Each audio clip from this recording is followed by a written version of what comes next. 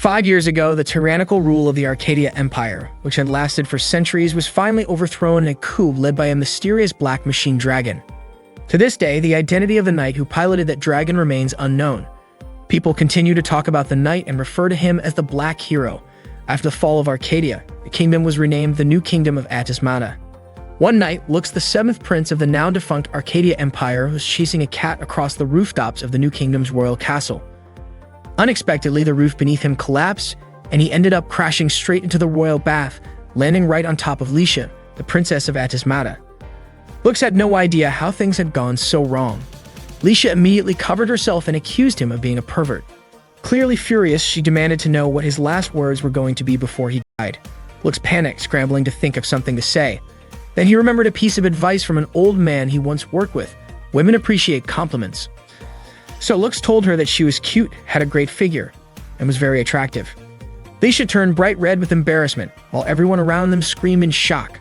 Lux was horrified at how things had spiraled so quickly. He tried to explain that he had not meant it that way, but before he could say anything else, Lisha struck him hard. Lux was immediately taken into custody. He felt incredibly unlucky, especially since he still had work to do that day. He shouted that the whole thing was just a misunderstanding, apologized, and explained that he had fallen from the roof. When another girl arrived, Lux quickly tried to explain himself. He said that a girl's purse had been stolen by a cat, and he had been chasing it across the rooftops to get it back. He had no idea it would lead to this. Cruel Chiefer, one of the girls nearby, asked if the sword device lying nearby belonged to him. She noted that it was rare to see someone carrying two swords at once, especially a black one like that. Not long after, another girl named Chalice appeared and asked what Cruel Chiefer was doing there. Cruel Chiefer casually replied that she had just come to see the adorable little peeping Tom. Chalice then told Lux that the headmistress wanted to see him. Chalice and Tilfer brought Lux to the academy's headmistress. On the way there, Tilfer mocked Lux, saying he must have guts to go around groping girls while the third-year knights were away. It turned out that the place Lux had stumbled into was the Royal Drag Knight Academy. When Lux explained the situation to the headmistress, Relie, she admitted that she already knew who he was, a former prince of the old Arcadia Empire. Relie vouched for Lux, saying she had known him for a long time and believed he would never do something like that on purpose. Lux knew the academy trained drag knights under the rule of the New Kingdom of Atismata. Relie explained that ever since the coup 5 years ago, the kingdom had put everything it had into training drag knights to ensure their strength could rival other nations. The Academy's mission was to train young girls who were believed to have more potential as drag knights than boys. Relie then asked Lux to work at the Academy. Both Tilfer and Chalice were stunned. Lux, too, was confused about why she would want him there, especially as a boy. Relie explained that ever since the coup, male drag knights had become extremely rare. Someone like Lux was now valuable. She also believed that the two swords he carried were not just for show.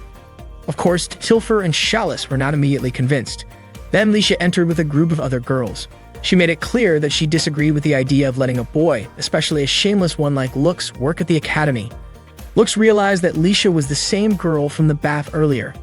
Tilfer warned Lisha to keep her distance from him, and Chalice told the others to stay away as well. In the end, Relie handed the decision about Lux's punishment over to Lisha. She challenged him to a duel and said she would determine whether or not he was worthy of being a drag knight at the academy. The other girls seemed intrigued by the challenge. Relie added that Lux had won a prize from a royal tournament in the city and was still undefeated. His nickname was the Undefeated Weakest. Lisha was shocked that someone she saw as a pervert could be undefeated, and the more she learned about him, the less she liked him. Lisha pointed her sword at him and declared that it would be a one-on-one battle using their drag rides. If Lux lost, he would be imprisoned and treated as a criminal, but if he won, he would be pardoned and allowed to work at the academy. Lisha asked her friends to announce that there would be a duel between the new princess of the Atismata Kingdom and the former prince of the old Arcadia Empire. Lux was stunned to find out that Lisha was actually a princess. She then revealed that she was the first queen of the Atismata Kingdom, the very one that had destroyed the Arcadia Empire 5 years ago. Shortly after, Aeri, Lux's younger sister, arrived with a friend to meet him. Aeri couldn't believe what Lux had done. Lux apologized for causing a commotion at Aeri's school and asked why her friend wouldn't sit down. Aeri's friend said she had heard that if she got too close, Lux could lift her skirt just by breathing. Lux was shocked to hear that. Aeri introduced her roommate, whose name was Noct. Noct didn't expect that Aeri's older brother was the kind of guy who gave off such a sketchy vibe. Lux insisted that it was all just a misunderstanding. Aeri looked troubled, wondering what she would do if Lux were arrested. Ever since the coup, they had been treated as criminals just for being survivors of the royal family. The debt they carried as part of their pardon was too much for Aerie to handle on her own. She urged Lux to make sure he worked properly as a volunteer. Lux told her he had been doing his best, but Noct brought up how his efforts had apparently ended with him barging into the girls' bathroom and causing a scene. Aerie felt overwhelmed at the thought of her brother ending up in jail. Lux apologized again. No matter what, Aerie wanted Lux to win against Lisha. Noct pointed out that Lisha was unbeatable at the academy, but to Aerie that made her a worthy opponent for Lux. The day of the match finally came. Students gathered in the stadium to witness the battle between Lisha, the first queen of the Atismata Kingdom, and Lux, the seventh prince of the former Arcadia Empire. Lux and Lisha faced off in the arena. Lisha asked if Lux knew why she had challenged him to a fight. Lux assumed it was because he was a prince from Arcadia. She told him she would reveal the reason if he managed to win. Both of them activated their drag rides. Lisha mocked Lux's drag ride, which turned out to be an ordinary wyvern. Her own drag ride, in contrast, was a powerful high-level unit named Tiamat. According to her, there was a huge difference between his and hers. Aerie, watching from the stands, was amazed. High-level drag rides rarely use ancient weapons, which were incredibly powerful and could only be controlled by strong individuals. The difference between Lisha's Tiamat and Lux's wyvern was clearly massive. The match began. Lisha opened with a barrage of shots aimed at Lux, and he tried to dodge them. She easily landed a hit. Before continuing, Lux made a request. If the match ended in a draw, he hoped they could settle things through negotiation. He also apologized for what had happened in the bathroom. Hearing that, Lisha called him unbelievably stupid, which only made her angrier. Immediately after, Lisha activated her special weapon, 7 heads. Chalice was surprised that she would go that far. Tilfer questioned whether it was safe to use such dangerous weaponry with students so close to the battlefield. Before launching her attack, Lisha suggested that Lux stop using that wyvern and switch to his other sword device. Unfortunately, Lux did not want to use that sword. Lisha began her attacks and Lux kept dodging. It turned out that Lisha's attacks were strong enough to damage the arena's protective barrier. Lux started to worry that if one of those attacks hit him, it might actually kill him. The match announcer requested for the barrier to be repaired, and Rayleigh wondered whether Lux and Lisha were thinking about the safety of the audience at all. According to Noct, if things kept going like that, Lux could be in serious danger. Aerie pointed out that it was Lux's own doing, but even so, she said there was one thing that could always be said about him. Once Lux made up his mind, he would always follow through. Meanwhile, Lisha thought that if the fight dragged on, time might run out and the match would end in a draw. She began to suspect that this was the reason Lux was called the undefeated weakest. Lisha had no choice but to use the Tiamat's highest special move, Spray Shot. That attack brought Lux down and destroyed the surrounding area of the arena. This special move was a rare ability only possessed by high-grade drag rides, and Tiamat's unique trait was the power to manipulate gravity. However, using it together with a special weapon could cause Lisha to lose control. Thinking the battle was over, Lisha believed she had finally defeated Lux, but suddenly, her body froze and she couldn't move. Lux asked her to leave her drag ride. Lisha refused to give up just because of that. She still wanted to fight and defeat him, but right then the arena's protective barrier disappeared. At that moment, an abyss appeared. A monster that was only supposed to show up at the ruins. Aerie was shocked and questioned why there was an abyss there at all. The information center immediately called for instructors to bring the triads and evacuate all the students into the school. Chalice and Tilfer tried to calm the students and urge them to take shelter inside. The command center instructed all wyverns to form a protective shield around the gargoyle and defend the students. Hearing this, Lisha was confused and didn't understand what was going on. The Abyss's attack managed to break through the barrier, and Lux rushed in to strike back. He asked Lisha for one favor. Meanwhile, Chalice scolded Aerie and Noct for still being outside when they should have already taken shelter. Tilfer also called out Noct, especially since she was a triad member, for standing around doing nothing. Noct explained that Lux was Aerie's older brother. At that time, Lux was still fighting the Abyss. Tilfer was surprised that he was willing to take on such a powerful enemy using only a standard drag ride. Chalice advised Aerie not to interfere and just wait until the instructors arrived, but Aerie believed that since there was only one enemy, Lux would lose. Lisha had already stepped back by then and felt relieved that Tiamat had calmed down. It turned out that Lux's request was for her to come down and help target the enemy. Lisha was annoyed and asked if Lux was trying to give her orders, but Lux explained that he would give her the signal to fire, and that signal would be when he raised his sword above his head. Lisha didn't know what Lux was planning to do with that broken sword, but she knew her 7 heads cannon had only one shot left. She couldn't believe she was about to use it, all to support someone like Lux, a so-called useless prince. Lux kept dodging the abyss while occasionally firing at it. The command center asked Lux to hold on, saying help was on the way. After that, Lux raised his sword as a signal, but the abyss immediately broke it. Leisha then fired the 7 heads cannon at the abyss and successfully landed a hit. After the shot, Leisha mentioned that if a defensive maneuver could open up a window of opportunity for attack, then she could unleash her full strength. And that was the basic strategy for fighting monsters. She quickly rushed over to Lux, who had collapsed. Later that afternoon, Leisha was soaking in the bath replaying everything that had happened. She started to suspect that Lux had intentionally made himself the target to give her a chance. And it was the first time a guy had ever tried to help or protect her. At that moment, Lux was lying weakly in bed. He dreamed of someone asking whether his wyvern would fight alongside the other person's Bahamut or against it. The dream woke him up immediately. Right then, he saw Leisha walk in and ask how he was doing. Lux asked if she had come to take care of him. Leisha put down the glass of water she brought and said that she came because Lux had saved her. Leisha could no longer tell whether Lux was genuinely humble or just acting arrogantly. She also wondered if everyone in the Arcadia Kingdom behaved like that. Lux himself wasn't quite sure anymore. He had been forced out of the kingdom since he was a child. Leisha was puzzled by how Lux could be willing to fight an abyss with just a regular drag ride. That wasn't something ordinary people did. Lux admitted he didn't really remember all the details. He just felt like he had no other choice back then. Leisha thanked him for protecting everyone, and Lux responded by calling her a generous princess. Leisha proudly said that she did consider herself to be a fair and generous one. They both laughed. Leisha confessed that she now completely trusted Lux, and Lux felt relieved hearing that. Then Leisha revealed the real reason she had challenged Lux to a duel. It was because she couldn't just let him walk away after seeing her body. Lux admitted that he had seen everything and thought it was beautiful. Leisha scolded him and called him a pervert, though what she was actually referring to was the mark below her stomach. It turned out to be the emblem of the Arcadia Kingdom, and Lux was surprised to find that he had the same mark. Leisha wasn't ready to explain why yet, but she asked Lux not to tell anyone about it. Lux promised he wouldn't. Leisha then asked why Lux was so stubborn about not using his black sword device. Lux couldn't give her an answer, and Leisha understood. If they both had secrets, then it was only fair. She told him that starting tomorrow, Lux would officially be a part of the academy. The previous order from the headmistress had been revoked, and Lux would now be attending as a student knight of the royal family.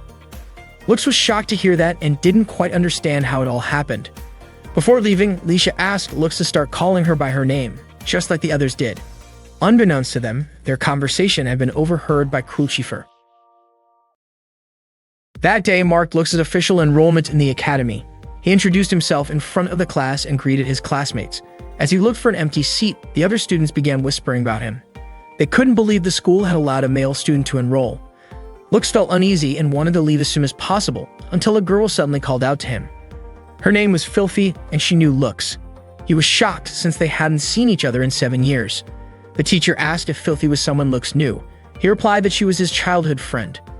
The teacher then allowed him to sit next to Filthy, but that seemed to upset Lai a bit. The teacher began the lesson and asked everyone to turn to page 27 in their textbooks. Lux quietly asked Filthy if he could look at her book. Filthy said he could, but only if he called her Fi-Chen, just like how she called him Lu Chan.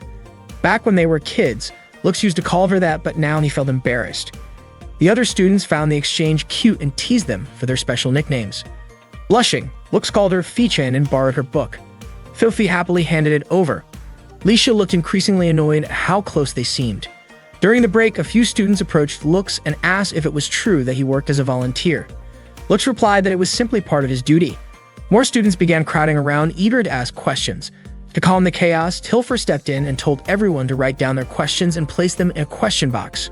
Not long after, Leisha approached Lux with a surprising request. She wanted him to become her personal assistant. The entire class was shocked. They wondered what exactly a personal assistant would do and why someone like Leisha would ask a guy like Lux. Leisha casually mentioned that it shouldn't be a big deal, especially since Lux had already seen her naked once. Filthy quickly spoke up, saying that Lux was clearly uncomfortable around Leisha. Knowing that Filthy was the daughter of Angram Industries, Leisha tried to win her over by offering her a donut and asking her to back off. But even after taking a bite, Filthy remained firm.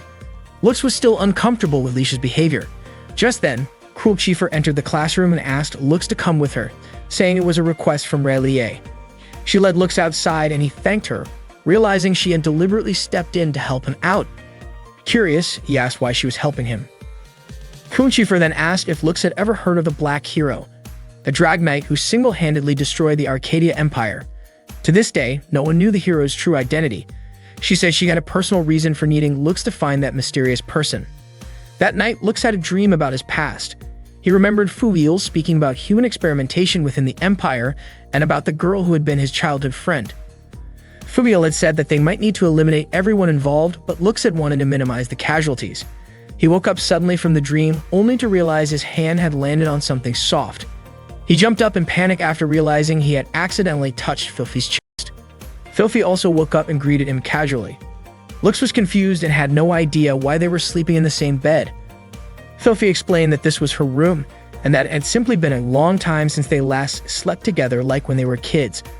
Looking extremely flustered, Lux asked her to please put her clothes on. At that moment, Tilfer came to wake Lux up and opened the door to find them together. Embarrassed, she quickly apologized for the intrusion. Lux shouted that it was just a misunderstanding. Still, Tilfer wasted no time and spread the news to the rest of the academy. At breakfast, Ayuri, who came with Macht, met her older brother.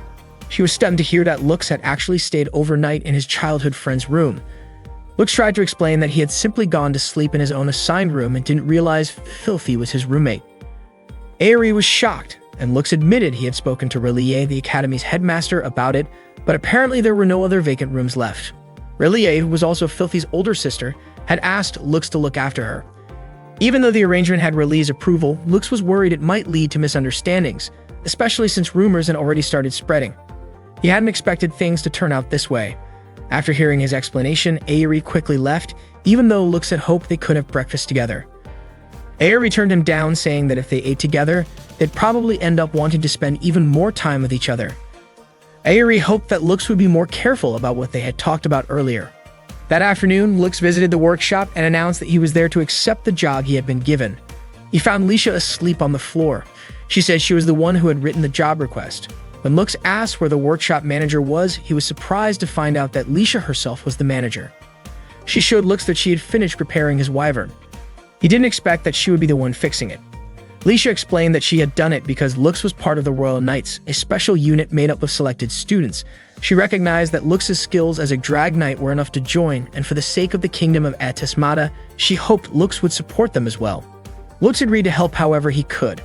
Lisha told him that he would officially become a member after Class 3 and upon returning from the induction ceremony. She then invited Lux to go for a walk. According to her, to form a strong team as Royal Knights, they needed to understand each other better. So she brought Lux to a famous restaurant in the city. Lux felt he didn't belong in such a fancy place, but unexpectedly, Lisha had forgotten her wallet. In the end, Lux treated her to some snacks and invited her to sit by the pond. Lisha apologized even though she had been the one who asked Lux to accompany her. Lux encouraged her to eat the snack while it was still warm. The food turned out to be really good, but suddenly Lisha started feeling uneasy being there. Lux asked if she was alright. She admitted that she just needed a short rest. Lux then suggested a nice, quiet place to relax. He brought Lisha to the highest spot in the area just beneath the bell tower. She immediately liked the peaceful atmosphere. Lux knew about the place because he used to clean it as a volunteer, and ever since, he had grown fond of it. He praised Lisha for being able to fix a drag ride on her own. In his eyes, her technical skills were beyond that of a typical drag knight, more like a queen, even. Hearing that, Lisha walked toward the edge of the platform. Lux quickly stopped her, saying it was too dangerous. She then asked what being a queen meant to him and wanted him to tell her how someone could become a proper queen. Lisha also asked if Lux remembered the crest of the Arcadia Empire on her stomach. She revealed that 5 years ago she was taken hostage by the Arcadia Empire as leverage against her father, who had been involved in a coup. Even so, the coup went on without any attempt to negotiate for her release. Lisha felt abandoned. That crest was proof she had once been a prisoner of the old empire. While she was in prison, she had desperately hoped her father would come save her. What she truly wanted was for him to choose her over the country, but that never happened, and it broke her heart. She couldn't even bring herself to end her own life. So instead, she decided to devote herself to becoming someone worthy of serving the kingdom. She believed she wasn't fit to be a queen. But after her father died, she became the only surviving member of the Atismata royal family. Because of that, she had no choice but to take on the role of queen while continuing to hide the mark of Arcadia on her body. Lisha was sure that Lux must have also felt pain over losing his royal titles as a prince of Arcadia. That night, Lux couldn't stop thinking. He felt powerless, like someone who could no longer do anything a prince should be able to do. In his sleep, he dreamed of the past. Of the moment, he felt devastated by Fubiel's actions. Lux had pleaded with Fubiel to limit the casualties, but in the end, Fubiel had killed everyone. It turned out everything had been planned from the start. Fubiel laughed and said that thanks to Lux, they had survived. In his view, if he hadn't eliminated everyone, they would have eventually killed him. He claimed that Lux didn't understand anything, and that such weakness had no place in a king. In Fubiel's eyes, Lux was the weakest of all. Lux woke up in shock just as the large bell started ringing. He had no idea what was happening. The next morning, a teacher gathered the trained students to inform them that an abyss had appeared in the southwest ruins earlier that morning. The Drag Knights from the Royal Security Forces had already been dispatched to intercept it. The students were told to prepare in case they were needed and to await further orders. Lux met up with Aerie and found that the students were already gathering. Lisha also stopped by to say goodbye. She had to leave because duty called. As a royal knight, she needed to be ready for danger at any time. Lux reminded everyone to stay alert. Lisha commented that they were all strong, and with that, they quickly left. Lux and Aerie couldn't join them since they were still students. After everyone had gone, Aerie asked Lux if something was bothering him. Lux admitted he hadn't expected the abyss to appear so soon. Meanwhile, the drag rides had already surrounded the abyss. Lisha gave the signal to attack together, but suddenly, a sound was heard. Not long after, the abyss exploded. At that moment, Filthy, who was with Lux, mentioned that she could hear a whistle just before the explosion. The abyss burst open and released a huge swarm of gargoyles. It turned out the mastermind behind the scene was the commander leading the troops from the royal capital. It was Rigreed, the captain of the guard, and a knight from the Arcadia kingdom. Lisha was shocked to find out that Rigreed had betrayed the Atismata kingdom. Rigreed confessed that all he wanted was to restore what he believed to be justice. The gargoyles began attacking Lisha and her allies following Rigreed's command. Lisha immediately used her 7 heads weapon to fire at them, but unfortunately, she got hit in the process. Noct quickly returned to the school and reported that the situation was critical. Aerie then asked Lux if he planned to go. Lux wanted to help Lisha and the others, but Aerie was worried.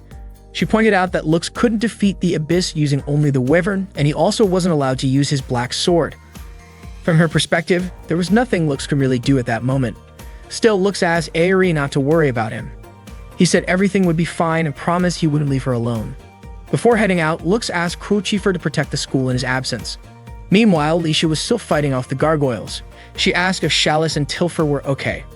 Unfortunately, Chalice said they had to retreat as they were no longer in condition to fight.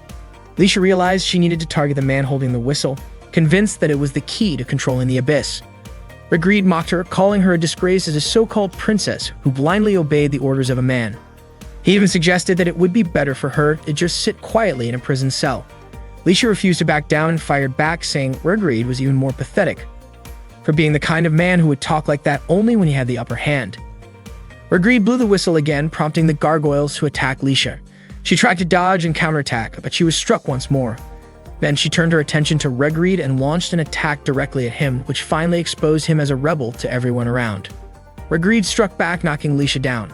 Rebel forces from the former kingdom began to arrive. At that moment, Lux contacted Lisha, urging her to stay conscious, but she expressed how powerless she felt, admitting that she had never been able to do anything that made her feel like a true queen. Even pretending to be a princess had been painful. Still, she said that this time she wanted to prove herself. Rigreed approached her, saying he would remind her who she truly belonged to. He forcefully exposed the mark on her lower abdomen. Laughing, he declared that he was the one who had placed that mark there. Lisha's memories from the past came flooding back. Enraged, she threw her sword at Rigreed and the blade cut his cheek. Infuriated, Rigreed prepared to strike her down. But just in time, Lux arrived and blocked the attack. Lux admitted that he had failed to protect people as a prince and had felt powerless. But this time, he wanted to stand by Lisha's side and help her. He wanted the world to recognize her as the rightful queen of the Atismata kingdom. Rigreed severed the wyvern's arm. He didn't know Lux and underestimated him from the start. Lux immediately activated his black sword to summon Bahamut. Rigreed was stunned to realize that the drag he had to face was a special black one. He never expected Lux to possess such a thing, neither did Lisha. At that moment, Aerie noticed that Lux had finally used the black sword. It was then that Cruelchieffer realized the truth. Lux was the black hero. Lux fought against multiple gargoyles, dodging every attack with incredible speed and taking them down in an instant. It was said that during the coup 5 years ago, nearly 1,200 drags owned by the royal army had been destroyed by a single drag knight. Agreed finally understood who stood before him. It was Lux, the seventh prince of the Arcadia Empire.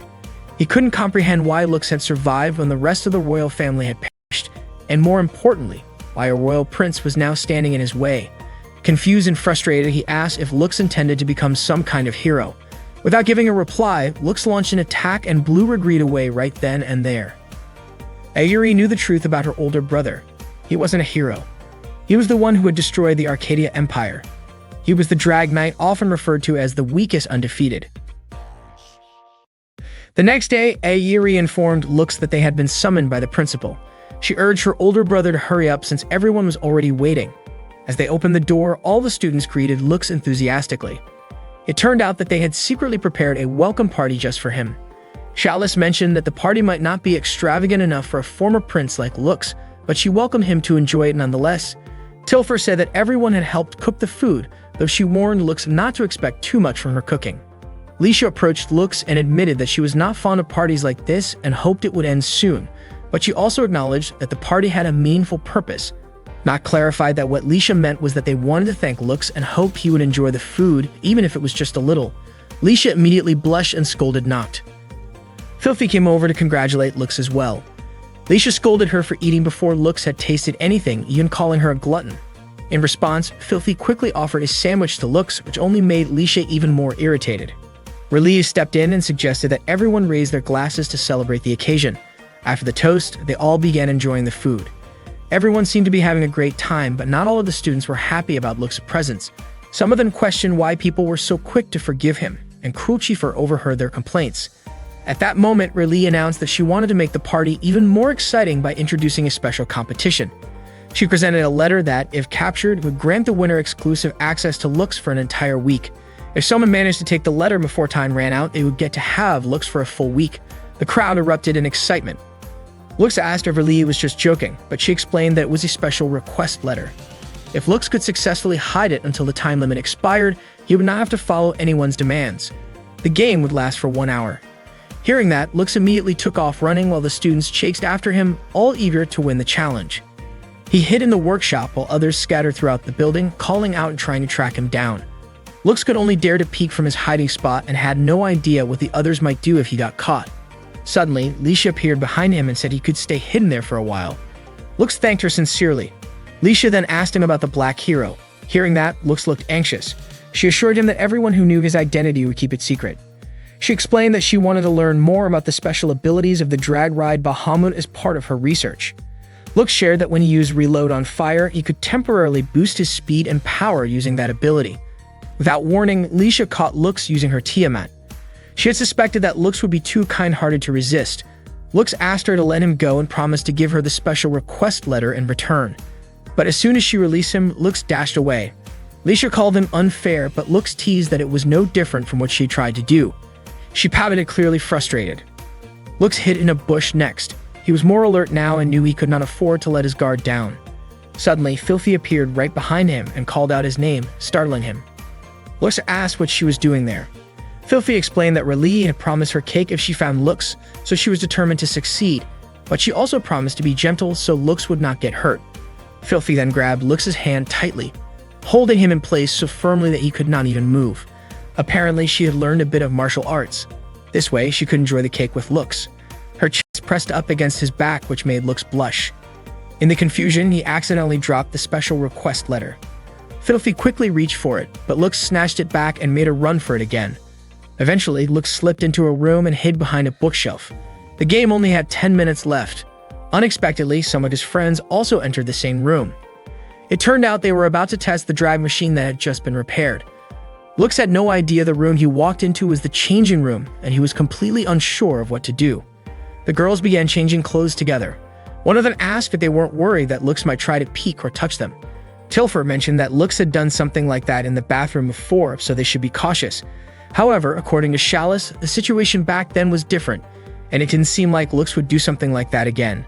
Noct added that anyone who had seen how he fought would know Lux was someone trustworthy. Hearing all this made Lux feel deeply guilty. At that moment, Tilfer asked where the drag manual was. Cruel Chieffer quickly started looking for it on the shelf, and as she stood right in front of Lux, she was startled. Lux, already terrified, braced himself for the scolding he thought was coming. But to his surprise, Cruel Chieffer didn't say a word to the others about Lux being there. Instead, she calmly said that she would skip practice that day, pretending to have something else she needed to take care of. Once everyone else had left, Cruel Chieffer told Lux it was safe now. She reminded him that he should be more careful about doing certain things. Then she mentioned that Lux probably didn't need to hide anymore since the bell signal in the end of the game had already rung. She asked if he had lost his special request letter, because if someone took it, he might lose his smile. She then asked Lux to show the letter to her. Without thinking much of it, Lux handed over the letter. Suddenly, the sound of a bell rang out. Cruel Chieffer then revealed that the game time had just ended, and since she now had his special request letter, she could ask him to do anything she wanted for a whole week. Lux was confused. He thought time had already run out 5 minutes ago, but Cruel Chieffer had secretly moved the clock hands in the room. Lux couldn't believe he had been tricked so easily. Cruel Chieffer reminded him that she had already warned him earlier to be more cautious. Then she whispered to him that starting that moment and for the next week, she wanted him to be her boyfriend. Lux was stunned and his cheeks turned red. That evening, Lux and Aerie went to see Relie. Aerie mentioned that rumors about Lux dating Cruel Chieffer were already spreading around school. She understood it though, saying Lux was still in a growing phase. Lux clarified that he hadn't asked Cruel Chieffer for anything. Aerie said it was fine if he wanted to enjoy a normal school life, but reminded him not to forget his position there. Relie had already been waiting for the two of them. She showed them the whistle Regreed had used during the attack on the city 2 weeks earlier. According to her, Regreed had used the whistle to control the abyss, and it seemed like it was found inside some ruins. She explained that soon the Royal Knights would be launching an investigation, and she wanted Lux to confirm whether the whistle was the key or not. Lux agreed to take on the task. After meeting with Relie, Lux and Aerie headed to their rooms. Aerie told Lux to be careful in his role as a boyfriend. She had her concerns not only because Cruel Chieffer was a transfer student from the Emerald Kingdom, but also because Aerie felt Cruel Chieffer was hiding something. The next morning, Cruel Chieffer and Lux had breakfast together. Lux brought up the rumor he heard, that Cruel Chieffer was actually a princess from Ymir. Cruel Chieffer confirmed it and said one of the reasons she came to the kingdom of Atismata was for a political marriage. Lux was surprised, but Cruel Chieffer explained that 90% of noble marriages were like that. It was a logical solution even if it wasn't ideal. Still, she wanted to avoid it until the very last moment, at least until she reached her personal goal. Lux, now even more curious, asked what her personal goal was. Cruel Chieffer explained that in a few days, a maid from her family would be sent to the academy. The maid was coming to report back to the kingdom about how the engagement was progressing. Cruel Chieffer planned to use Lux to fool the maid into thinking things were going smoothly. Lux thought maybe it would be better for her to pick someone else since he had never been in a relationship before. At that moment, Cruel Chieffer asked Lux to come closer. She then leaned her cheek toward Lux's face, which instantly caused all the nearby students to scream in surprise. She warned him that if he tried to stop her, she might tell everyone about the time he peeked. Left with no choice, Lux agreed to go along with it. The sight made Lisha visibly irritated. That night, Lux and Cruel Chieffer were working on their homework together. Suddenly, Lisha showed up with Tilfer and Filthy. With an annoyed tone, Lisha asked what Cruel Chieffer was doing with Lux. Cruel Chieffer calmly explained that they were just getting to know each other better and doing their homework. Lisha told them to wrap it up since it was getting late. Lux noticed that Filthy looked very sleepy. He had actually woken her up earlier. Unable to fight off her drowsiness, Filthy leaned against Lux. Cruel Chieffer, also feeling tired, said she was going to bed, but Lisha stopped her, saying she had something to share. With a proud smile, Lisha told Cruel Chieffer that she had once held hands with Lux and that their relationship had already moved to a more intimate stage. Cruel Chieffer admitted she wasn't too familiar with romance customs in that country, but she asked if holding hands was really considered such a big deal. Tilfer chimed in, saying that Lisha might not fully understand things like that. Suddenly, Lux asked Lisha if she knew what a kiss was. Caught off guard, Lisha nervously responded that a kiss was something done during a wedding or when making children. Cruel Chieffer was surprised that Lisha didn't know more about it. Out of the blue, Filthy mentioned that she had kissed Lux before. Lux was shocked and quickly covered her mouth to stop her from saying more. Cruel Chieffer then told Lux to go to bed since they had a date scheduled for the next day. Hearing this, Lisha was stunned and even more annoyed. The next day, Lux and Cruel Chieffer met up for their date. Lux was stunned when he saw Cruel Chieffer wearing a stylish outfit. As they walked together, Cruel Chieffer held Lux's hand, which drew the attention of people around them. Lux asked if she had done that on purpose. Cruel Chieffer admitted that she had. She wanted to make sure everyone truly believed they were a couple. Unbeknownst to them, Lisha and Filthy had been following and watching them from a distance. Meanwhile, Cruel Chieffer and Lux went to a clothing store that seemed expensive to Lux. Cruel Chieffer thought Lux might be used to this kind of place since he was a former prince. Lux replied that he wasn't very fond of such fancy environments, a sentiment Cruel Chieffer shared. She explained that visiting places like that often led her to resent everyone who carried the title of nobility. At one point, Licia and Filthy spied on Lux when he was shirtless inside the fitting room. Licia became even more curious about what Lux and Cruel Chieffer were really doing. After leaving the store, Lux asked why Cruel Chieffer had gone through all that trouble. She said that the clothes he tried on really suited him and that she couldn't wait to see him wearing them in 3 days. Lux felt a little guilty, but Cruel Chieffer assured him that she was free to spend her money however she liked. Cruel Chieffer then invited Lux to a restaurant. As they walked side by side, she kept glancing at him, which made Lux ask what was going on. Cruel Chieffer responded that looking at his sweet face from the side was perfectly normal for someone in a relationship. Lux began to wonder if they were even going in the right direction, but Cruel Chieffer admitted she didn't know. She had been too focused on him the whole time and never got tired of being by his side. Suddenly, an attack came from above, and Lux quickly moved to protect Cruel Chieffer. 2 men approached them and warned them not to move, explaining that their comrade was aiming at Lux from above. If Lux dared to make a move, he would be shot. Lux began to wonder if these men were remnants of the Arcadia Kingdom's army and if their goal was to kidnap him. He suspected that they might actually be targeting the noblewoman, Cruel Chieffer. Cruel Chieffer whispered, asking if Lux could hold off the 2 men as she needed time to summon her drag ride. One of the men asked what they were whispering about and demanded that they draw their sword devices and fight. Lux launched an attack on the 2 assailants while Cruel Chieffer prepared to activate her drag ride, Fafnir. After Lux managed to defeat the 2 men, a sudden barrage of attacks came raining down from above. Fortunately, Cruel Chieffer had already activated Fafnir. Their enemies began to regroup and focus their attacks on Cruel Chieffer. However, she easily countered them all, precisely targeting every opponent in an instant. Lux was amazed by her combat skills. Licia appeared and explained that Fafnir's special ability allowed its user to see glimpses of the future. Lux was surprised to see Licia and Filthy there and asked what they were doing. Licia insisted that it was just a coincidence and not because she cared about Lux and Cruel Chieffer's relationship. However, Lux noticed that the outfits they were wearing were disguises. The 2 men who had attacked Lux tried to escape, and Lux gave chase. One of them shouted at a woman who blocked his path, but unexpectedly, the woman grabbed him by the neck and subdued him. It turned out she was Alte Lise, a maid from the Einfolk family, sent to check on Cruel Chieffer's safety.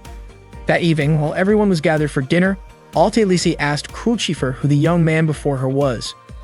Cruel Chieffer introduced Lux as her boyfriend, a former prince of the Arcadia Kingdom and her classmate. Licia immediately objected to that statement, but Lux quickly covered her mouth and asked her to keep quiet. Suddenly, Balzaride arrived, claiming he came to see his future bride for the formal dinner meeting the next day. He described Cruel Chieffer as beautiful and modest, saying he could hardly wait for her to grow into the role. Upon realizing Balzaride was from the Kreutzer family, Licia recognized him as a member of the 4 great nobles. Alte Lise explained that the Kreutzer family had a long-standing history tracing back to the Arcadia era. As previously discussed, Cruel Chieffer was to be introduced to Balzaride the following day, which would lead into plans for a formal engagement. Cruel Chieffer responded by stating that she was currently dating someone. Balzaride acknowledged Lux's identity as a surviving royal from the fallen Arcadia Kingdom.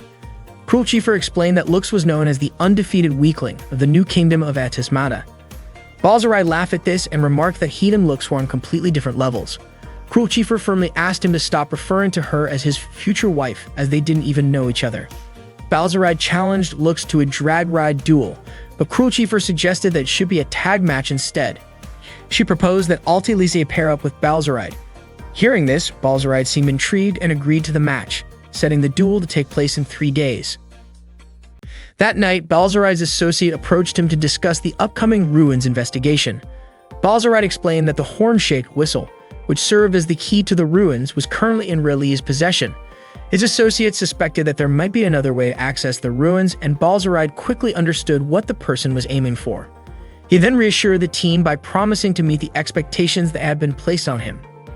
The next day at school, Lux looked tired and sleepy. Cruel Chieffer came over to thank him for what he did the day before. She genuinely appreciated that Lux had stepped up to accept the duel challenge from Balzaride in order to protect her. Lux asked if everything was really alright, especially with only 2 days left until the duel. Cruel Chieffer admitted they hadn't really thought it through beforehand and it would likely be difficult. However, she believed it should be fine if Lux used his high-level drag ride. Cruel Chieffer then asked if Lux was upset about being involved in the duel, especially since he wasn't actually her boyfriend. Lux wasn't angry, since it had been his own suggestion to begin with. Unexpectedly, Leisha overheard their conversation. She realized that this meant Crucifer disliked political marriages, so Lux was pretending to be her boyfriend to give her peace of mind. That made Leisha feel at ease. From Leisha's perspective, there wouldn't be a problem with the duel as long as Lux and Crucifer used their real strength. She says she would get started right away on upgrading Lux's drag ride and even plan to create a special attack system, possibly adding a drill. But Lux quickly told her the drill wouldn't be necessary for his drag ride. Crucifer then told Lux that maybe they should cancel their date that day as she had something to take care of, and she left shortly after. Leisha noticed that Lux seemed really exhausted. Lux admitted that he hadn't gotten much sleep because he had a lot of work to do earlier that morning. While Lux was walking alone down the school hallway, Tilfer suddenly appeared and asked if he was feeling lonely since he wasn't with his girlfriend. Lux replied that Crucifer had something to take care of. Tilfer then invited him to come with her for a bit. She brought Lux into a room where Leisha and Filthy were waiting, dressed in maid outfits. They warmly welcomed him the moment he stepped in. Lux had no idea what was going on. Tilfer explained that since Lux had worked so hard that day, they had decided to do their best to help him relax and feel better. She invited Lux to sit back and enjoy the experience. Lux still looked confused. Apparently, Tilfer had asked Leisha earlier about what might make Lux happy. But since Leisha didn't really know what guys Lux's age typically liked, Tilfer figured that maybe Lux missed the days when he was still a prince. So they decided that dressing as maids might cheer him up. Lux admitted he never actually had a maid who served him directly. Hearing this, Tilfer said that this was the perfect chance for the three of them to give Lux a special, memorable experience. At that moment, Filthy served some food and invited Lux to enjoy the meal. Blushing, Leisha shyly asked if they were bothering Lux by doing all of this so suddenly. Lux, however, felt genuinely happy and thanked her. Leisha was surprised by his reaction. With a soft smile, she offered to act as a maid for him and even said he could treat her however he wanted. Lux was stunned and immediately responded that he would never treat her inappropriately. Leisha explained that Tilfer had told her certain things were also part of a maid's duty. Meanwhile, at the royal palace of the kingdom of Atismata, a meeting was being held between the four major noble families. They were discussing the growing concern about Ragnarok. Nauf, a noble from the Figrian family, mentioned that every ruin contained powerful abyss creatures guarding mystical powers. The Ragnarok currently threatening them was called Poseidon. Someone with a fossil had tried to awaken it out of desperation. Because of this, they needed to be prepared. They weren't even sure if the kingdom of Atismata's forces would be strong enough to take down Ragnarok. One of the nobles asked what actions they should take next. That's when King Kreutzer spoke up. He said there was one path they could take: continue investigating the ruins in order to find the most powerful weapon hidden inside. King Kreutzer declared that he wanted to entrust this important task to his son, Balzeride. Later that night, Relie gathered the students to talk about the ruins investigation happening the next day. She showed them the horn-shaped whistle that would be the key focus of their mission. She explained that she had spoken to several people and was told that in order to access the deepest part of the ruins, they would need a special key. Relie suspected that the horn-shaped whistle might be exactly that key. Relie assigned the task to Lux, and Lux accepted it. Leisha mentioned that she would adjust Lux's drag ride the next day by adding a drill-type enhancement, but Lux told her it wasn't necessary. Leisha was confused as to why Lux kept refusing, even though the drill's capabilities could significantly boost his drag ride's power. At that moment, Lux noticed Crucifer standing at the far end of the room, and he couldn't understand why she was there. After the meeting ended, Lux approached Crucifer and asked why she had attended it. Crucifer replied that it made perfect sense for her to be there since she would be joining the investigation the next day. Lux was surprised as he thought transfer students like her weren't allowed to participate in ruin investigations. However, Crucifer explained that she had personally requested to take part. She asked Lux not to treat her any differently from the others and to see her as just another member of the team. For her, this was one of the few chances she got to move closer to her goal. Lux still didn't quite understand what that goal was. That night, Lux went to soak in the hot bath, still pondering why Crucifer was so eager to join the mission. To his surprise, he suddenly noticed Filthy bathing right next to him. Caught off guard, Lux asked her why she was there. Filthy explained that she had just finished training outside and that Relie told her she could still use the bath if she went right away. Lux quickly realized this must have been another one of Relie's schemes. He decided to leave the bath, thinking that Filthy wouldn't want to bathe with a guy. However, Filthy calmly said she didn't mind bathing with a guy as long as it was someone she liked. She had actually wanted to share the bath with Lux for a long time, because it reminded her of their past. Embarrassed, Lux covered his face with his hands. When he peeked through his fingers and looked at Filthy, he felt it might be dangerous to stay there any longer.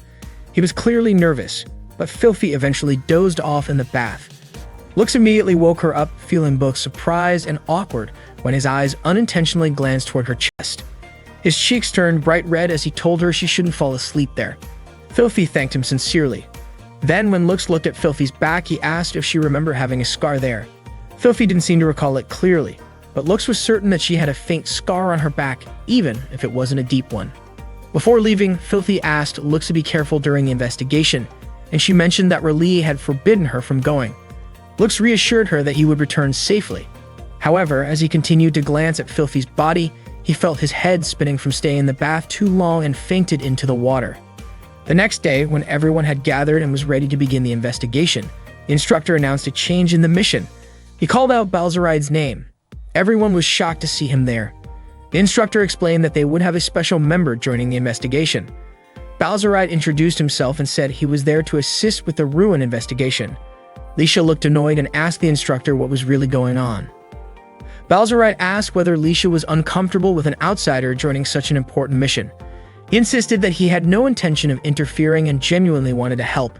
In fact, he had placed third in the Royal Capital's tournament and was offering to serve as their shield, especially since someone he considered his future wife was also part of the mission. In the end, they had no choice but to accept his involvement. Once they arrived at the ruins, Cruelchiefer immediately descended into the site. Lisha tried to stop her, but Cruelchiefer went ahead anyway. Lux thought Cruelchiefer was being too hasty, but Balzeride was quite fond of that bold side of her. Noct warned everyone to be careful because the signs of the enemy's presence were confirmed. The leader, Abyss, had appeared. This Abyss was Diablos, a terrifying force capable of destroying an entire small town on its own and making him extremely dangerous. Diablos aimed to attack Noct, but fortunately, Lux managed to protect him. Lux told Noct to get out of the way immediately, while he stood firm against Diablos' assault. When Lisha fired at Diablos, he pushed Lux aside and dodged attack after attack. Diablos then managed to capture Chalice, which made it difficult for Lisha to aim her shots effectively.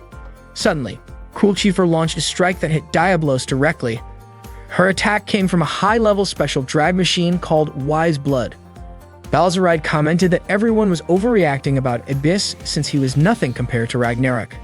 Then Balzeride demonstrated the power of his own high-level drag by launching an attack at Diablos.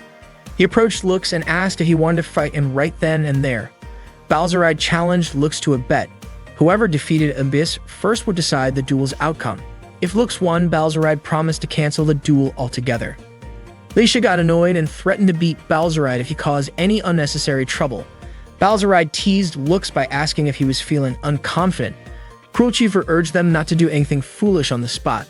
Balzeride put a hand on Cruelchiefer's drag machine and called his future wife Gary cold. Cruelchiefer reminded him that there were still other enemies to deal with before she would even think about defeating Balzeride. Cruelchiefer fired at Diablos again, but her power was no match for his attacks. She almost got hit but was saved just in time by Balzeride. Everyone continued shooting at Diablos, and Balzeride seemed able to predict where Diablos would move next. He threw his giant axe and struck Diablos perfectly. Everyone was shocked, and Balzeride laughed, claiming he had won the fight. He also called Lux weak, saying he never expected anyone to match his strength. At that moment, Cruelchiefer wondered why she couldn't use her Wise Blood drag. Suddenly, something happened to Diablos. Lisha told everyone to activate their shields at maximum power. The ruins began to glow and everyone tried to withstand the intense light. Lux noticed that Fafnir had gone out of control. Cruelchiefer was confused about why this was happening to her drag machine. Lux immediately rushed to help her. The ruins shone brightly and dazzled them all, while Diablos' explosion was swallowed by the ruins. After that, Lux dream began that he was falling. Fubiel asked him why he had lost control like that and wanted to know what really happened to him. Lux admitted he had just been trying a new technique. Then Lux suddenly snapped awake, finding himself in an unfamiliar place with no sign of his friends. He didn't recognize where he was. Cruelchiefer suddenly appeared and said they seemed to be inside the ruins. Lux yelled out in shock. He asked what had really happened, but all he could remember was Diablos' explosion. Cruelchiefer explained that they were probably sucked into the ruins after Diablos exploded. She said she was fine thanks to Lux's protection and thanked him. She suggested they head to the altar in the middle of the ruins, confident they could meet the others there. The two started walking. Cruel Chieffer mentioned it looked like it might rain soon. Lux was surprised. He wondered if it really could rain inside the ruins. Cruel Chieffer said she was only guessing since she didn't really understand how the place worked. Suddenly, Cruel Chieffer stumbled and fell, but Lux caught her. He suggested they take a break since she might still be exhausted from the battle. However, Cruel Chieffer refused. She didn't care what happened. What mattered was that she kept moving because her chances were limited. Cruel Chieffer stood up again but fell once more. Lux offered to support her as they continued onward. Lux asked why Cruel Chieffer was searching for the Black Hero. She explained that normally, no matter what happens, there's a limit to how long you can use a drag. But apparently that limit didn't apply to the Black Hero. She hoped it was true, and that the Black Hero was someone like her, which was why she was looking for him. When they reached the altar, Cruel Chieffer said it seemed like they were the first to arrive. Lux took out a whistle and wondered if it might be the key, asking if it was okay to blow it here. When Cruel Chieffer reached the center of the altar, a warning suddenly sounded, confirming the key's presence and activating a special code to unlock it. Lux was shocked and wondered if Cruel Chieffer was actually Key. Cruel Chieffer admitted it and revealed that she wasn't an ordinary human like others in the world. She also confessed that she was the only survivor from the ruins. The altar then opened slowly. Lux still couldn't understand why it happened. Cruel Chieffer and Lux arrived at the altar ruins. As Cruel Chieffer walked toward the center of the altar, it suddenly opened. It turned out that Cruel Chieffer was the key to unlocking it. Cruel Chieffer admitted that he was not actually a human from that world and that he was the only survivor from the ruins. As the altar doors opened, the surrounding area immediately began to collapse. Seeing the danger nearby, Lux quickly pulled Cruel Chieffer inside. Although they managed to avoid the fallen debris, it seemed like they were now trapped inside that place. Cruel Chieffer kept walking forward, while Lux had no idea what kind of place they were in. Cruel Chieffer explained that he had been told he was found inside a box just like the one there. Only then did Lux realize that Cruel Chieffer was not actually a biological child of the Einfolk kingdom. Cruel Chieffer shared that his adoptive father was researching the ruins for the religious nation of Ymir. During that research, his adoptive father found Cruel Chieffer and took him out of the ruins. Cruel Chieffer was then used as a link to a lost past. He confessed that he had no memories of his past and had unknowingly spent time living with the Einfolk family. Eventually, Cruel Chieffer realized he was adopted by the Einfolk family. His parents, siblings, maids, and everyone else kept their distance from him.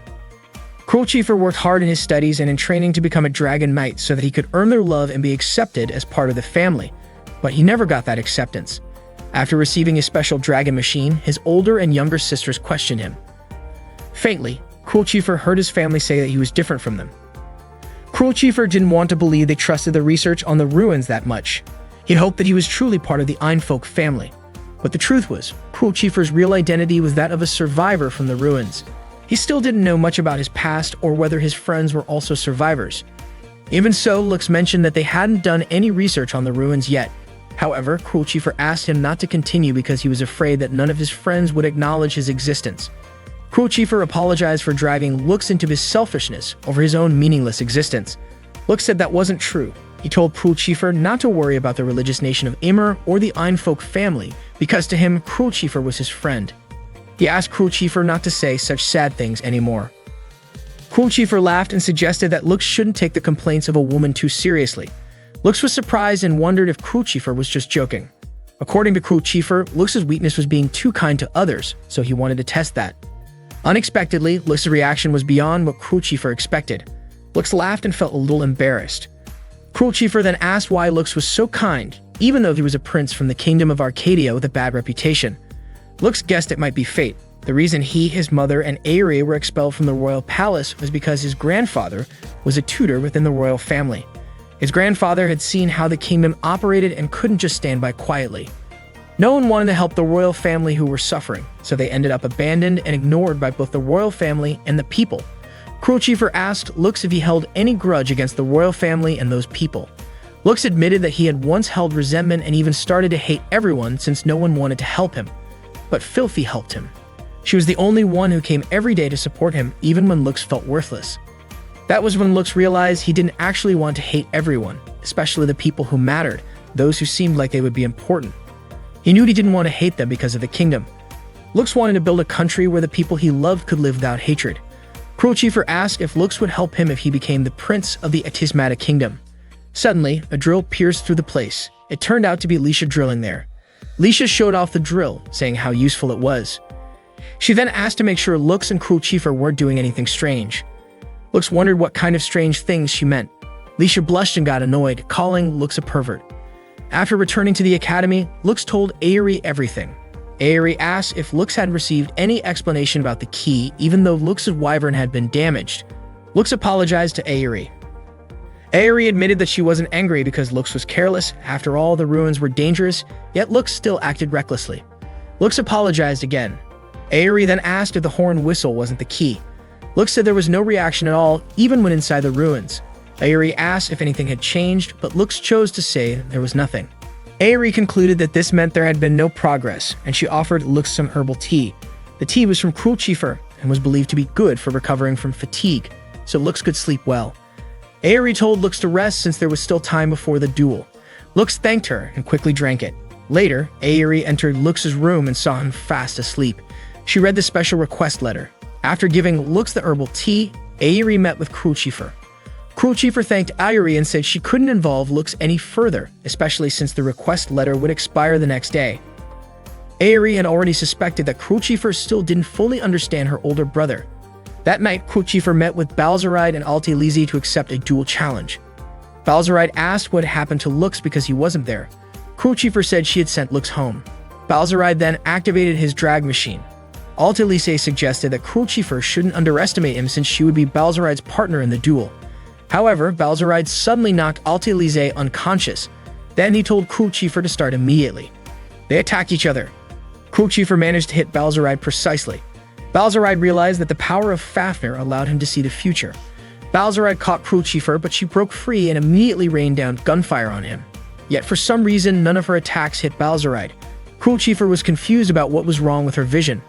Balzaride explained that it was because Cruel Chief failed to recognize her true power. He then shot at her. Cruel Chief quickly put up her shield, but Balzaride stabbed her from behind with his huge axe, causing her to fall. Balzaride apologized and said that sooner or later Cruel Chief's belly would be swollen, so he would attack her gently. He asked if the match would continue and told Cruel Chief not to disappoint him by showing such a shameful self. Cruel Chief replied by asking if Balzaride was actually happy because this was exactly what he had in mind.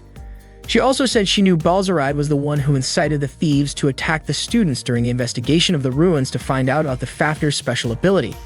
She understood that by knowing about the Fafnir's power, Balzaride could avoid danger. Cruel Chief then asked if what made Altelize faint was the power of Azigahaka.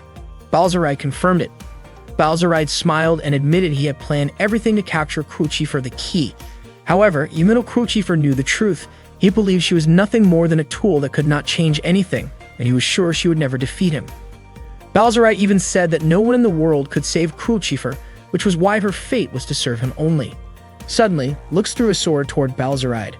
Balzaride dodged skillfully. Lux arrived with his black drag machine and Balzaride didn't recognize him. Cruel Chief was shocked to see him. Lux apologized for being late and said he was joining the duel. Balzaride laughed when he saw Lux revealing his identity as a woman. According to Balzaride, the black hero was even dumber than he thought. Lux said Balzaride didn't understand how valuable Cruel Chief was and that he wouldn't hand her over to him. Lux immediately activated his reload on fire attack. Cruel Chief shouted that she didn't want Lux to get more involved in this matter.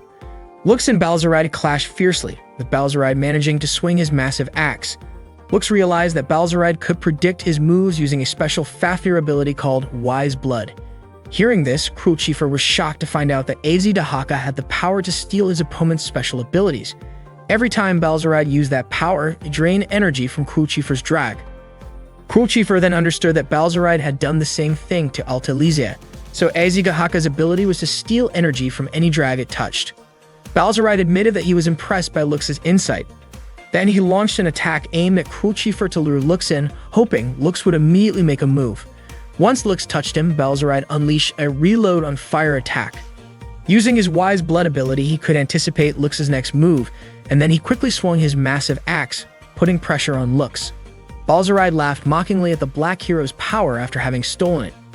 Cruel Chief wondered why Lux was willing to fight for her, even though they weren't connected in any way and Lux wouldn't gain anything from the fight. Suddenly, Aerie pointed out that this was the downside that also became Lux's strength. Lux acted beyond what anyone expected, and if they tried to stop him, he definitely wouldn't listen. Aerie asked Crucifer to watch how Lux was fighting for her sake. At that moment, Lux was still holding back Balzarai's attacks. Balzarai knew that Lux must be aware of Ragnarok's location, and he wanted to face Ragnarok on behalf of the Etismata Kingdom. Balzarai then let Lux go and opened fire, but Lux blocked the bullets by drawing his sword. Balzarai said he needed to quickly find new armor and techniques from the ruins. He even claimed that sacrificing one woman could save the entire country. Suddenly, Lux's drag machine went out of control. Crucifer pleaded with Lux to stop everything, but Lux said it wasn't over yet. Crucifer told Lux not to push himself because she was only using him, and to her, Lux was nothing more than a tool. She admitted this now because if she had said it earlier, things might have ended without hope and without the feelings she was experiencing. Crucifer cried sadly while saying this, but Lux still believed Crucifer was his girlfriend, so he could definitely help her.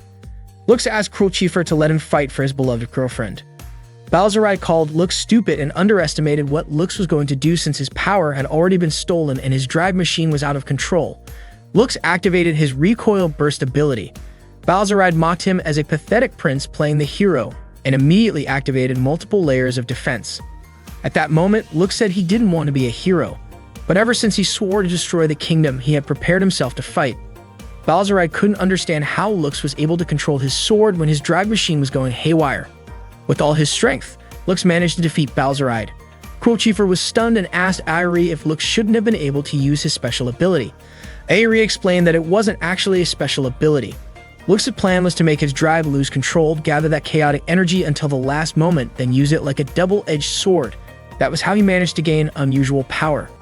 Crucifer said Lux had been reckless, but Aerie pointed out that was just who Lux was, never caring about his little sister's worries and always fighting for others. After the duel ended, Lux invited Crucifer to return to the academy. Crucifer wiped her tears and took Lux's hand.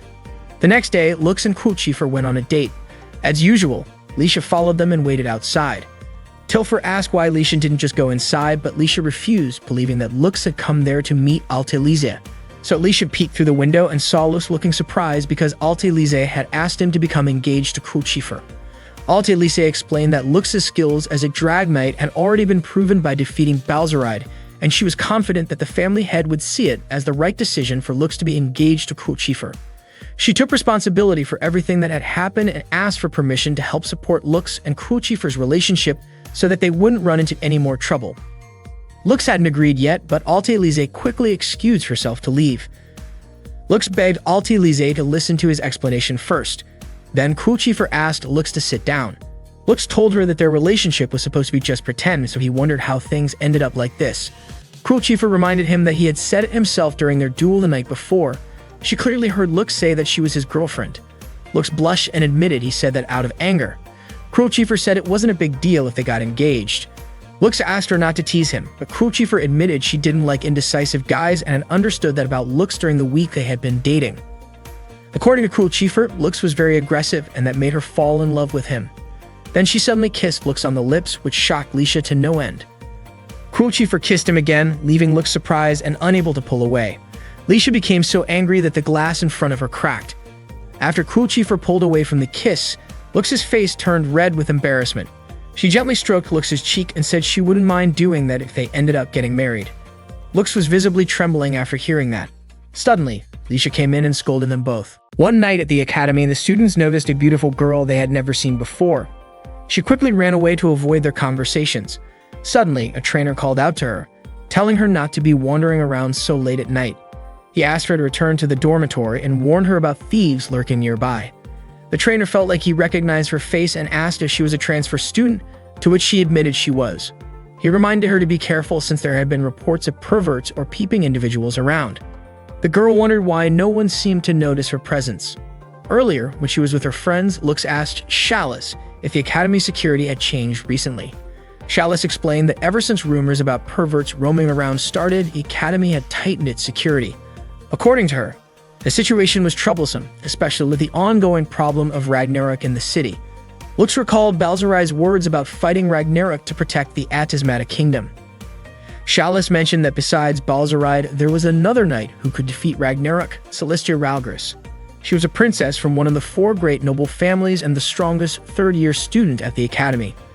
Rumor had it she would soon return from the kingdom's capital and was known for strongly disliking men. Lux felt worried because he needed to talk to Celestia. Chalice said they could discuss it later and asked Lux to help her patrol around the school, which Lux agreed to. Suddenly, Noct and Leisha grabbed both of Lux's hands and started dressing him up as a girl. It turned out that the girl who was mistaken for the transfer student was actually Lux, disguised as a female. At that moment, Lux thought that even though he knew he was a decoy, he didn't expect things to go that far. Lux was very curious about what Celestia, the strongest senior at the academy, would be like. While waiting on a park bench, he suddenly overheard someone talking to a cat, saying she had to stay in the kingdom's capital. Before the girl could say more, the cat walked away. Lux grew curious about who the girl really was. Suddenly, someone appeared behind Lux, holding a knife to him. Lux screamed in surprise, which made the girl look toward him. Lux wondered if this person was the thief the trainer had warned about. The girl immediately attacked the attacker, saying she would not forgive his actions, and told him to drop his weapon and surrender. The attacker then threw tear gas to blind both of them. Lux saw a knife being thrown in their direction and managed to block it, but the blade scratched his hand. The girl asked if Lux was okay and quickly took him to the student infirmary. She asked Lux to take off his shirt so she could treat his wound, which made him worried because he was disguised as a woman. The girl insisted that he remove his shirt, saying it wasn't good to leave the wound untreated. Lux removed his shirt and asked the girl to treat him from behind. After she finished bandaging his hand, Lux thanked her. The girl commented that Lux's body was quite muscular, guessing he must be skilled with a sword.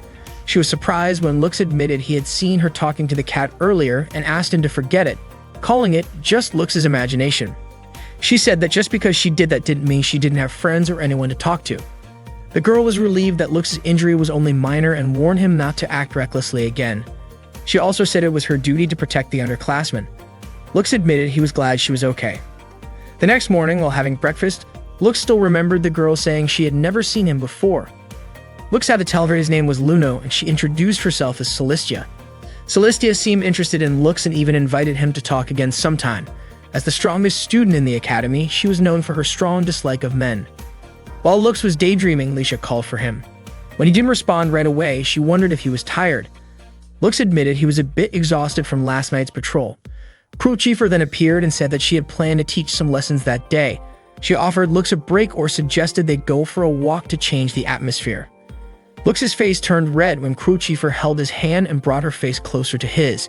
Seeing this, Leisha immediately scolded them for being affectionate since their act was supposed to be over. She then asked Crew Chiefer to let go of his hand. The two of them ended up playfully fighting over Lux, who felt embarrassed because everyone was watching them. That night, Balzaride's friend came to his prison cell. Balzaride was confident that his friend had come to rescue him.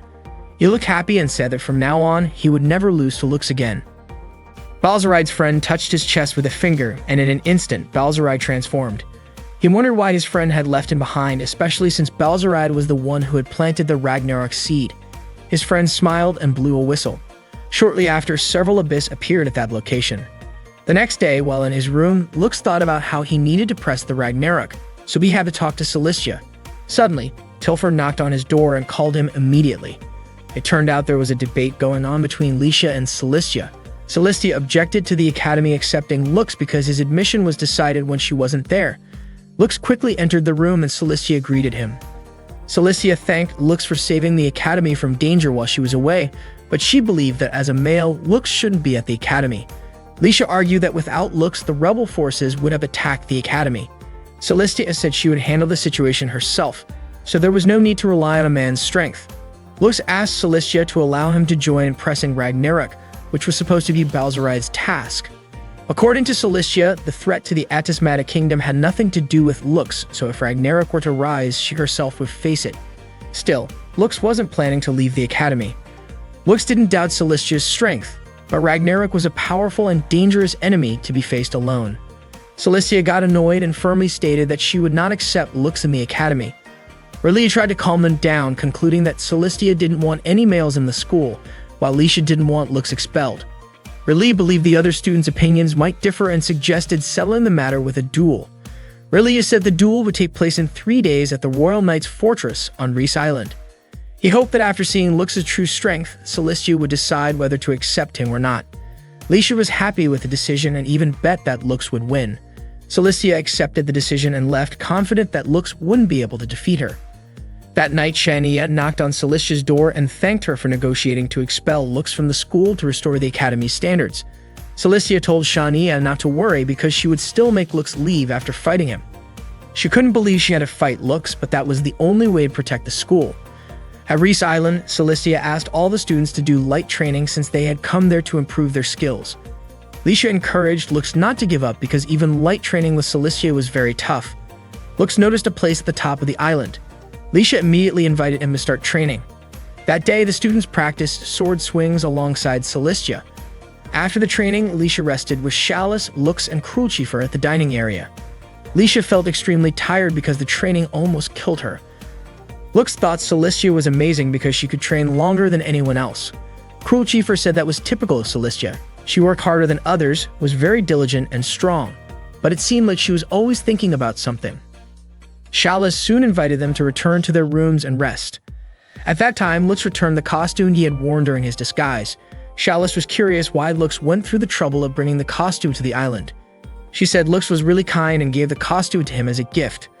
Lux declined, saying he didn't need it, but his friends insisted that the costume suited him well. Suddenly, Shania called Lux to come with her because there was an urgent matter. Shania tricked Lux by telling him that Cilicia had asked for a massage. When he entered the room, Lux was surprised to see Cilicia without any clothes on. He wondered why Cilicia was there and why someone who disliked men like her would ask him for help.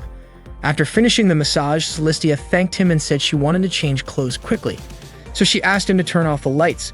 Lux was about to leave the room, but Cilicia asked him to stay because she wanted to express her gratitude. When the lights went off, Lux quickly changed into a woman's costume. Once the lights came back on, Cilicia thanked him again and said she hadn't realized it was Luno who had been massaging her. She felt happy and asked about Luno's injuries. Cilicia invited Luno to chat for a while, but Luno refused, saying there was something to take care of. Cilicia was disappointed and suggested going for a walk during the next break. Luno didn't agree immediately, which made Cilicia think he might dislike her, but eventually he accepted. Cilicia was very happy and asked to meet in front of the training area after lunch. As Luno was about to leave, Cilicia noticed a black sword and asked if it belonged to him. She said the sword device was beautiful and immediately handed it back to him. Luno felt relieved after leaving Cilicia's room. Suddenly, Shania appeared and demanded to know who he really was since she had never seen him before. At that moment, Cruelchifer told Shania to let Luno go because she had some business with him. Shania called Cruelchifer rude for interfering, but Cruelchifer pointed out that Shania had been secretly standing at the door and asked what she was really doing. Shania left quickly to avoid a confrontation with Cruelchifer. Luno was very grateful to Cruelchifer and was surprised that she recognized him even while he was in disguise. Cruelchifer warned Lux to be careful because it seemed like Shania was trying to get him expelled from the academy. In the early morning, Filthy was staring out the window of Lux's room. Lux woke up and was shocked to see Filthy inside his room. He reminded her that the place wasn't the girls' dormitory but the training area. Still sleepy, Filthy asked if Lux wanted a hug because her mother once told her that a hug could make someone feel more motivated. Lux remembered their childhood and said he was no longer a child. Filthy was surprised by how much Lux had changed since she thought he would never change because he had always been kind.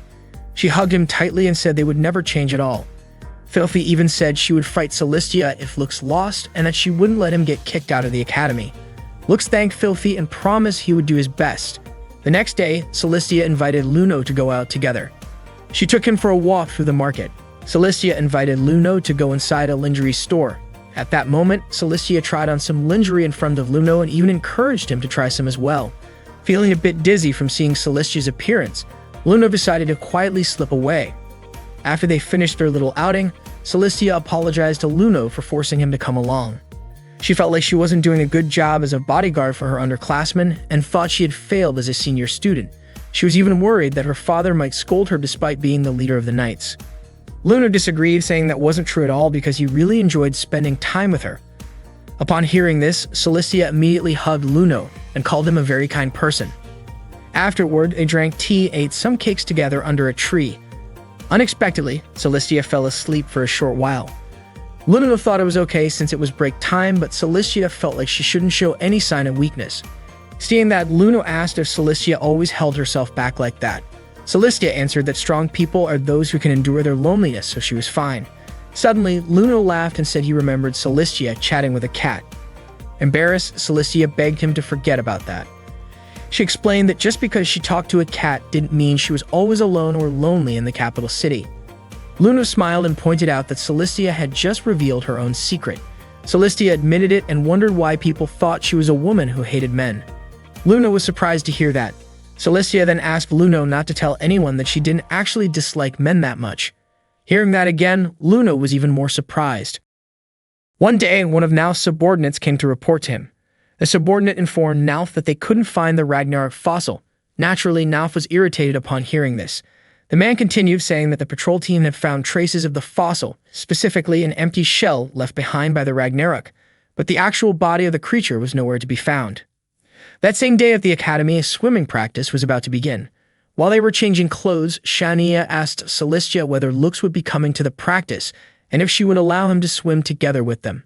Shania found it odd that Celestia didn't reject the idea outright.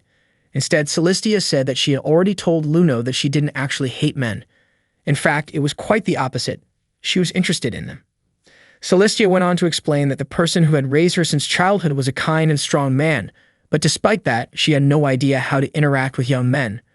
Moreover, as the eldest daughter of the Raugrus family, one of the 4 great nobles and a leading figure among the kingdom's knights, she had always been expected not to rely too much on men. Later on the beach, Lux's friends called him over to join them. He was stunned when he saw them in their swimsuits. Embarrassed, Lux quickly turned his face away and said he hadn't seen anything. The girls walked over to him. Noct commented that Lux's reaction was strange, reminding him that they were wearing swimsuits, not underwear. Cruelchifer mentioned it was her first time wearing a bikini, and that she actually liked it. Filthy playfully splashed water at Lux, trying to get him to join in. Lux ran off to avoid getting soaked and ended up spotting Lisha, who seemed self-conscious about her swimsuit. She hadn't expected the design to expose her midriff that much and tried to cover it with a towel. Lux told her the bikini looked really good on her. Lisha didn't take that well. She looked annoyed and called Lux a pervert. Not long after, Relie and Aerie came over. Lux was surprised to see Relie also wearing a bikini like the other students. Relie said she was a girl too, just like the rest of them. As she removed the towel covering her, her chest was revealed, noticeably larger than most of the others. Aerie couldn't help but feel a little jealous when she saw that. Lux noticed Aerie looking upset and asked what was wrong. Aerie instinctively covered her chest with her arms and called Lux a pervert. Lux was taken aback, confused about why Aerie would think that. Lisha also found Lux's behavior questionable. Suddenly, Shania and Celestia arrived. Celestia seemed confused and asked Relie if they weren't supposed to be at the beach for training. Relie was surprised by the question and pointed out that Celestia had brought a cute bikini with her.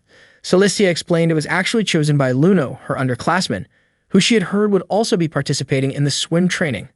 The group began to wonder where Luno was, and Relie even questioned whether a student named Luno actually existed at the academy.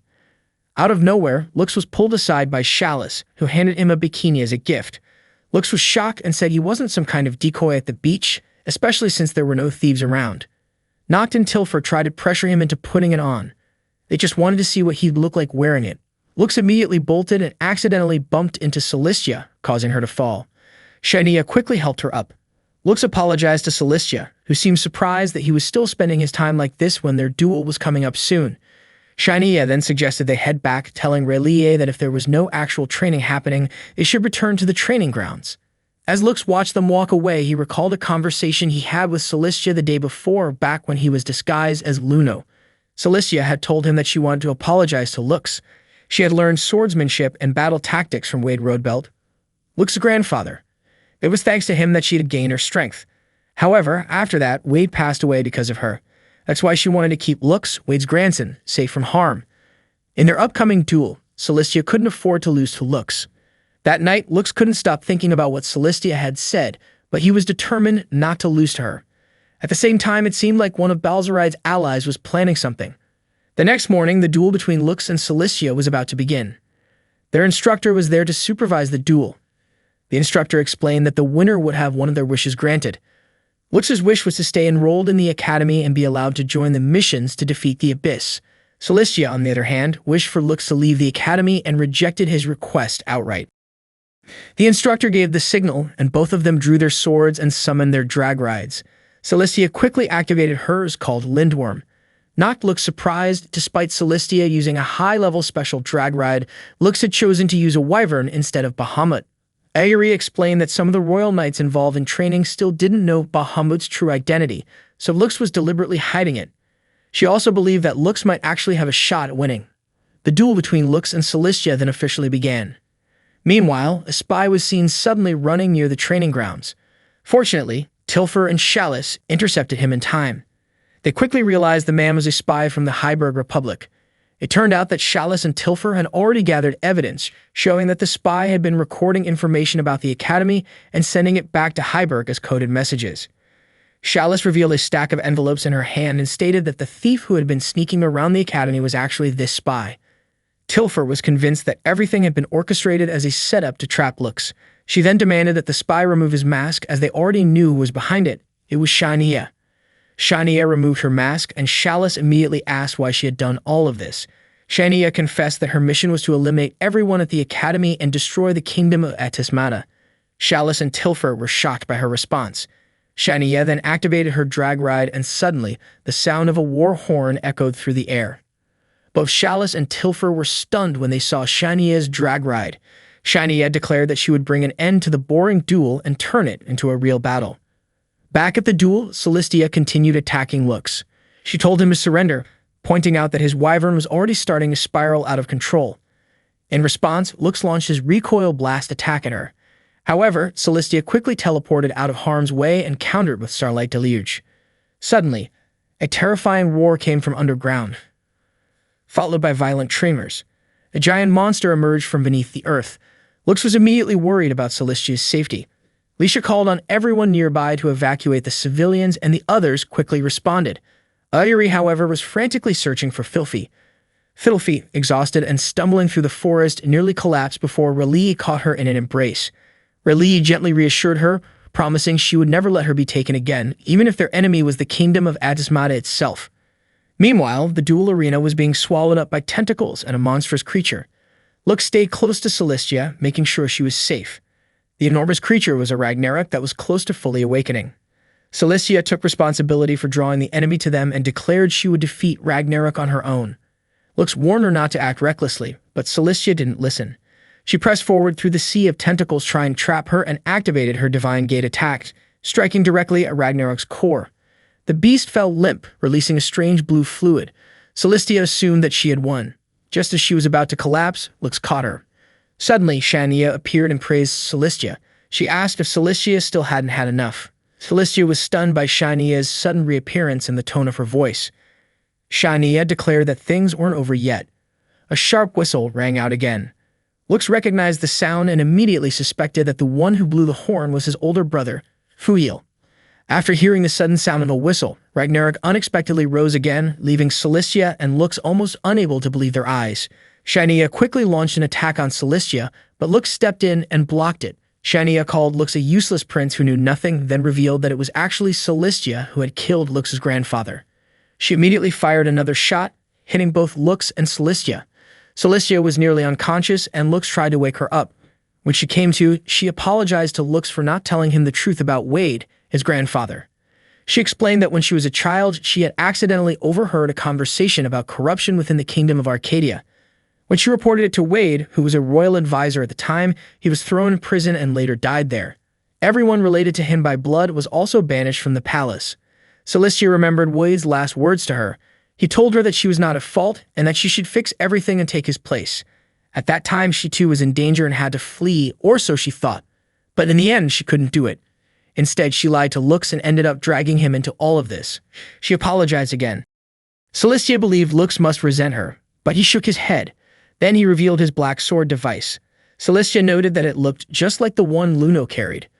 Lux apologized for keeping it a secret from her and said he was ready to accept whatever punishment she wanted to give him. He activated his drag ride and Celestia commented on how special it was. Lux confessed that he didn't hold any grudge against her. In fact, he deeply admired her. He liked how strong, kind, and awkward she was. He promised to protect her, and he respected her for taking his grandfather's place. Lux moved towards Shania, who had been waiting for the Black Hero to try and kill her. Lux easily broke the wings of Shania's drag ride, but Shania said it wasn't over yet. There was no way Lux could defeat Ragnarok. Lux didn't stop. He relentlessly slashed at Ragnarok's tentacles, which kept regenerating, but he responded just as fast, cutting them down one after another. The move he used was called End Action. Aerie explained to Nock that End Action was one of Lux's secret techniques. It allowed him to continuously give commands to his drag ride without pause, unleashing a non-stop assault. It wasn't a move that ended when interrupted, it only stopped when every last enemy had been defeated. Shania screamed that it was pointless for Lux to go all out against Ragnarok. Suddenly, Cilicia pointed her weapon at Shania and urged her to surrender before the fight ended badly. Shania was confused about why Cilicia was still trying to reason with her. She accused Cilicia of being the perfect student, too blind to know whether she herself was good or evil. Shania even doubted whether Cilicia could save her if she had to. She then turned and walked away. At that moment, Lux destroyed Ragnarok's core and collapsed from exhaustion. Suddenly, the person who had blown the whistle began laughing, surprised that Lux had actually managed to defeat Ragnarok.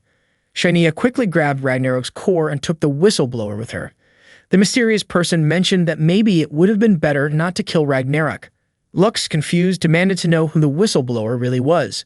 The figure pulled back their hood and Lux immediately realized the person wasn't Fuyo. But this stranger knew Fuyo. The whistleblower introduced herself as Haze and said she was looking forward to seeing Lux again, because very soon she planned to bring back the tragedy from 5 years ago. Right after Shania fired one last attack at Lux and Haze vanished. After that battle, Lux treated Cilicia's injuries. She thanked Lux for forgiving her, but she still felt conflicted about Luno. Lux apologized to her, but Cilicia admitted she had shown a shameful side of herself and said she would not forgive Lux because in her eyes he was unfair and sneaky. Lux, however, said he would do anything for her. Even though Cilicia was happy Lux had saved her, she felt unsure because she often thought she didn't deserve to be saved by anyone.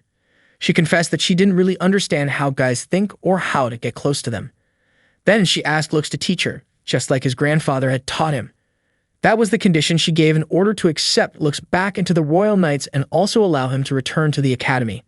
Lux thanked her, saying that when Cilicia talked to guys like that, it showed her true personality. He believed that everyone would like her and see her as a sweet girl. Hearing that made her cheeks turn red. It was the first time a guy had ever said something like that to her. That night, Lux found himself thinking about the tragedy from 5 years ago, but unfortunately, he still couldn't remember the details. Suddenly, a tremor shook the area from beneath the ocean. R'lyeh and the other students saw it. A giant fish-shaped structure surfaced from the seafloor. R'lyeh explained that it was one of the ruins, and she would soon reveal the true purpose of their training. 9 years ago at the Royal Palace, Lux's friends accidentally knocked over a statue. To avoid getting in trouble, they blamed Filthy. Not wanting to see her being scolded, Lux stepped in and took the blame, even though he wasn't responsible either. After that, Filthy thanked Lux for standing up for her, knowing full well it wasn't his fault. She then pulled a biscuit from her pocket and fed it to Lux. Since that moment, she started calling him Luchan, and he began calling her Fichan. That memory from 9 years ago remained vivid for Filthy. One day, as she was gazing out the window of the inn, Lux knocked on her door and called out to her. He asked if she was feeling better. Filthy assured him she was fine and said she would join the investigation of the ruins the next day. Lux gently reminded her not to push herself too hard, mentioning that he had heard from R'lyeh that Filthy had fainted the day before. She thanked him for being concerned.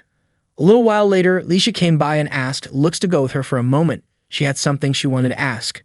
She brought him to the workshop and explained a new ability in her drag machine called Over Limit.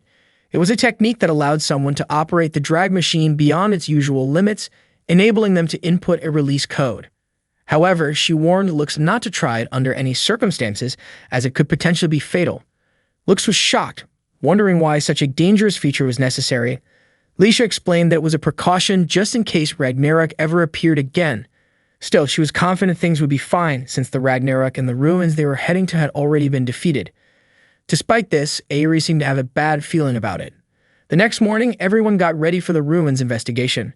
R'lyeh mentioned that because the Ragnarok had been taken down, there was a possibility that the gate to the deeper parts of the ruins had opened. She also noted that Aerie would be joining the investigation, since the area was quite vast.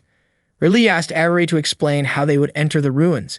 Aerie explained that based on the investigation results, an ancient script located in the center of the ruins could transport them inside when a beam of light appeared after a certain amount of time.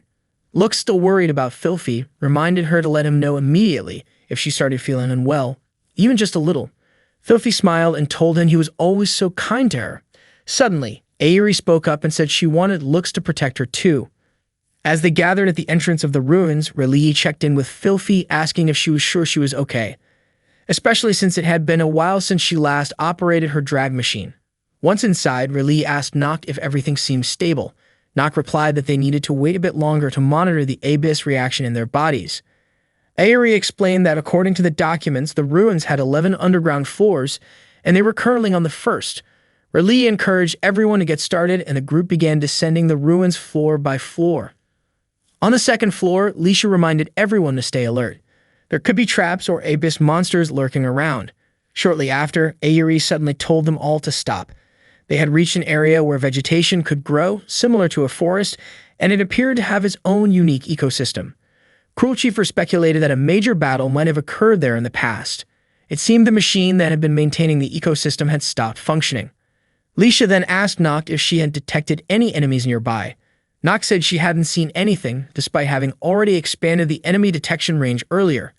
Raleigh instructed everyone to split up and start investigating. Aerie began assigning roles. Cruel Chieffer was to investigate the fourth floor, Tilfer the fifth, and Lux the sixth.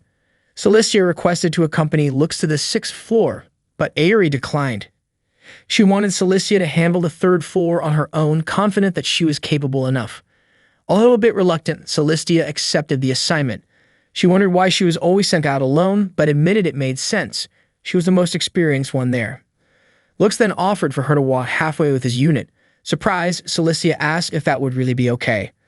Lux actually felt happy that they had managed to combine their strengths halfway through. Hearing this, Celestia also felt pleased. She thought Lux was definitely a dependable guy. She became very enthusiastic, which surprised Noct as it was the first time she had ever seen Celestia so fired up during a mission. While Lux was investigating together with Aerie and Noct, Aerie reminded him not to touch Noct since there was no one else around. Lux was confused why everyone always seemed to think of him as some kind of pervert. Noct told Aerie not to worry, explaining that from the beginning, Lux never even saw her as a girl, something that disappointed her a bit. Lux denied it, saying that he actually thought Noct was cute.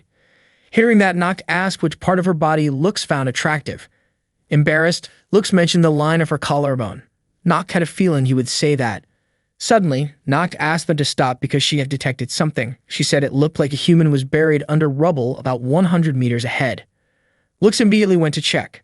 He found an unconscious girl trapped beneath the debris. Aerie was shocked by the sight.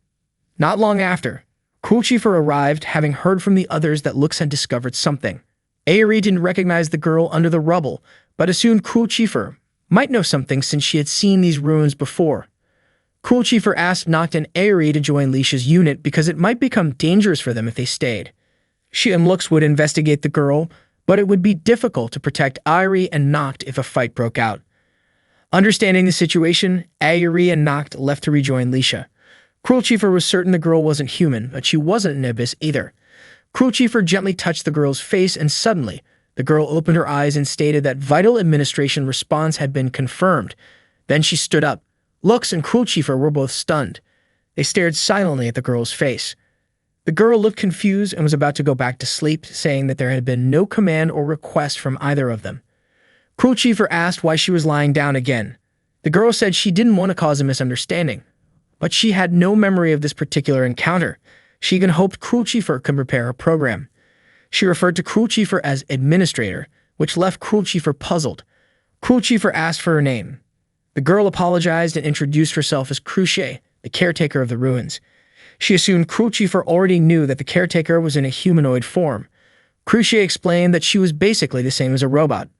Cruel Chieffer asked if Cruchet knew everything about the ancient era, but Cruchet struggled to recall the past, saying she had spent most of her time asleep and had forgotten nearly everything. Both Lux and Cruel Chieffer were skeptical. Cruchet then explained that there might have been an accident she wasn't aware of, which erased all of her data. She begged Cruel Chieffer not to leave her behind. Cruel Chieffer assured her that she wouldn't do that. Cruchet confirmed that Cruel Chieffer had been identified as an administrator, which meant from that moment on, she would act based on Cruel Chieffer's instructions and requests. She added that as long as her core unit was intact, she would try to reconnect with the central system, including her memory and support functions. Cruel Chieffer asked if that meant most of the ruined systems were currently shut down. Cruchet praised Cruel Chieffer, calling her both smart and beautiful. Cruel Chieffer gently patted her head and asked what they needed to do to restore the system. Cruchet said that Cruel Chieffer could issue a system recovery command after confirming her identity as the administrator in the control room. Lux suggested they go tell the others. Cruchet looked genuinely happy to meet so many people.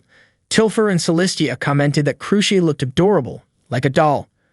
Cruel Chief explained to Lisha and Rayleigh that Crucier was actually a doll created using ancient technology. At that moment, Lux noticed Filthy standing alone and was about to approach her, but Cruel Chief got to him first. She admitted that she was curious about how Crucier had called her administrator, and she wondered if there was an even higher existence, a creator. Cruel Chief believed there might be someone with greater authority than herself. Rayleigh asked Aerie to give a further explanation. Aerie said they were currently on the 7th floor, which was known as the production area, and she asked each unit to conduct a thorough investigation. Lux walked over to Filthy, who seemed unwell. He suspected she was pushing herself too hard, but Filthy said she was fine. Still, Lux invited her to come along with him. In the capital city of the kingdom of Atismata, the nobles were holding a meeting to discuss how to deal with a man who had escaped from prison and was now attempting to attack them alongside the rebel soldier agreed. Not many nobles from the capital were willing to lend their support, especially since their powerful drag rides were in short supply. One of them suggested using the students from the academy, particularly because Celestia, the daughter of a noble, was also attending that school. Celestia's father strongly opposed the idea. He couldn't bear the thought of putting his own daughter in danger right in front of his eyes. He then mentioned hearing rumors about a student from the academy who had defeated a Ragnarok. That student's name was Lux Arcadia, and they also knew that Lux had a close relationship with Princess Lisha. The queen then asked where they had heard that name. The nobles turned to her for guidance, expressing their wish to have Lux work for the kingdom of Atismata in the near future. The queen asked for some time to consider their proposal. Meanwhile, Filthy apologized to Lux for causing him trouble, even though she had initially intended to be with her unit, which included Aerie. At the time, they were conducting an investigation alongside Tilfer and Rayleigh. They arrived at a production facility filled with large tubes. Rayleigh explained that this might be the place where the Abyss were created. Suddenly, Filthy clutched her head in pain and warned them that something was coming. Just then, Haze blew a whistle, signaling the release of the Abyss. The sharp sound reached Lisha and her group. Crucier even panicked out of fear.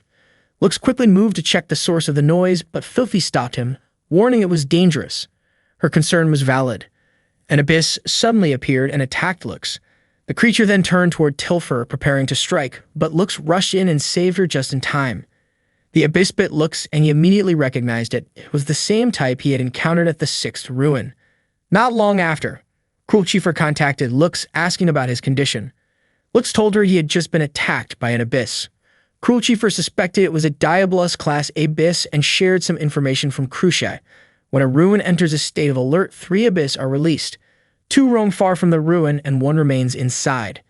These creatures are programmed to attack any nearby life forms. Lux asked Rayleigh to stop the investigation, but she refused. He was puzzled, especially since the ruin was already in an alert state. However, Rayleigh argued that the current situation was still manageable, and since they had already reached the 7th floor, turning back now would mean losing valuable time. Lux reminded her how dangerous things were, but Rayleigh insisted they push forward. Suddenly, Filthy activated her drag ride and dashed off to protect the civilians around the island. Lux decided to follow her. Before he left, Rayleigh asked Lux to keep Filthy safe, and Lux instructed Tilfer to stay and look after Rayleigh. Then he switched his drag ride to Bahamut and set off after Filthy, asking if she was alright. Filthy explained that she could sense an Abyss nearby and believed one would soon appear in the area. Lux asked if she had ever been to this island before, but before she could respond, a blinding light flashed. Lux was suddenly transported to a different dimension. There, an Abyss attacked him again. The place triggered something in Lux's memory. The Abyss landed a hit on Filthy, throwing her down. Lux quickly gathered his strength, unleashed his power, and destroyed the Abyss in an explosion. Then he went down to look for Filthy, feeling like the place was oddly familiar. It turned out to be one of the old human weapon research facilities from the era of the Arcadia Empire. Lux remembered coming there 5 years ago, and a memory of Filthy as a child resurfaced. Eventually, he found Filthy, who was visibly weak. Lux tried to carry her to a training shelter because her fever was dangerously high, but Filthy refused. She insisted that there was still an Abyss nearby.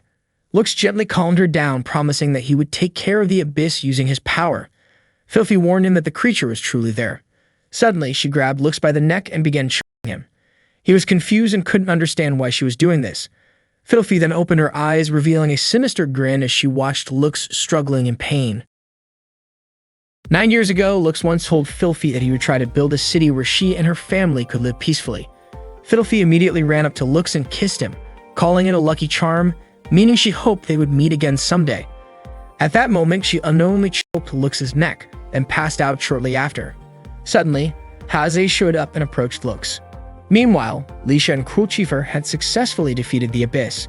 Lisha said that something felt off from the moment they arrived at the training site to everything that had happened since. Cruel Chieffer was impressed because she hadn't expected Lisha to be thinking about anything else beyond her drag ride and looks. Lisha got annoyed, thinking Cruel Chieffer was making fun of her. Airi contacted them to check if they were alright. She informed them that the drag rides belonging to Chalice and Tilfer were too damaged to be used in battle anymore. She also reported that she had discovered the door to the deepest part of the ruins. However, Crucie pointed out that a key was needed to open the door. Airi then asked what kind of key it was. Cruel Chieffer suggested they all leave the room for now. Back with Lux, he asked Haze why she was there. Haze revealed that if Lux killed her, Filthy would die as well. Lux didn't understand what she meant at first. Haze explained that she had implanted a Ragnarok seed inside Filthy's body. The part of her body where the seed was placed would gradually be consumed by parasites and eventually turn into an abyss.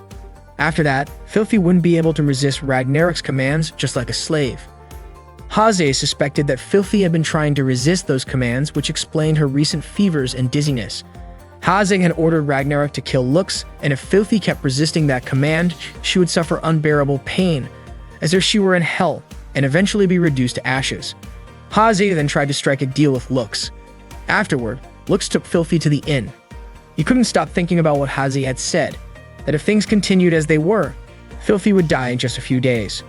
Haze had offered to command Ragnarok to save her, but only if Lux agreed to open the sealed door deep within the ruins.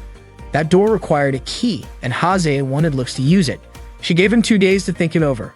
Before Haze left, Lux asked who she really was. Haze pointed out that she had the same hair color as Lux and Fuil, but insisted that she was the original, unlike them. That night, Lux was overwhelmed and didn't know what to do. Filthy suddenly woke up and said she felt hungry. Lux helped feed her, and he noticed that she didn't remember anything from the previous day. She asked if she had caused any trouble, but Lux brushed it off. He looked into her eyes, which seemed different now. When he stepped out of her room, memories from the past came flooding back. Lux regretted not saving her back then. Relia saw Lux and invited him to talk about Filthy. Lux said that he remembered everything now, that their meeting at the academy wasn't actually the first in 7 years. The last time they saw each other had been 5 years ago on that very island. Relia also recalled how Lux had saved Filthy when she was about to be used in human experiments by the Arcadia Empire, but Filthy had already died. Lux couldn't believe it. Relia told him that Filthy had come back to life even stronger than before. Relia had also realized that her younger sister had turned into an abyss shortly after she became the headmistress at the academy. Relia believed that there might still be a way to save Filthy using knowledge from the ruins, and that she needed to go inside them herself. Lux asked if that was why Relia had brought Cruel Chieffer and the others to the island. Relia admitted that they were running out of time. No matter what it took, they had to get into the deepest part of the ruins and find a way to save Filthy, even if it cost Relia her own life. When they were little, Filthy once followed Lux to visit his mother's grave. Lux didn't understand why she did that and asked her to leave him alone. But Filthy hugged him. She did it to cheer him up, just like his mother used to. Lux cried in her arms. At present, Lux seemed lost in thought as he remembered that moment from his childhood. Lisha called his name several times, puzzled about why he was zoning out when she was in the middle of repairing his Bahamut. Lux apologized and asked if the repairs were finished. Lisha told him that he could now use his over-limit mode again since she had adjusted the disarming code. She immediately requested permission from the headmistress. In truth, Airi had hoped Lux wouldn't use the over-limit mode again. Suddenly, Fuvial contacted Lux. Caught off guard, Lux asked where he was. Fuvial asked if the sound of Haze's horn whistle had been deafening. Lux questioned how Fuvial knew about that. Fuvial then explained that if Lux wanted to save Filthy, he had to destroy the horn whistle and defeat the Ragnarok, which was the core of the seed.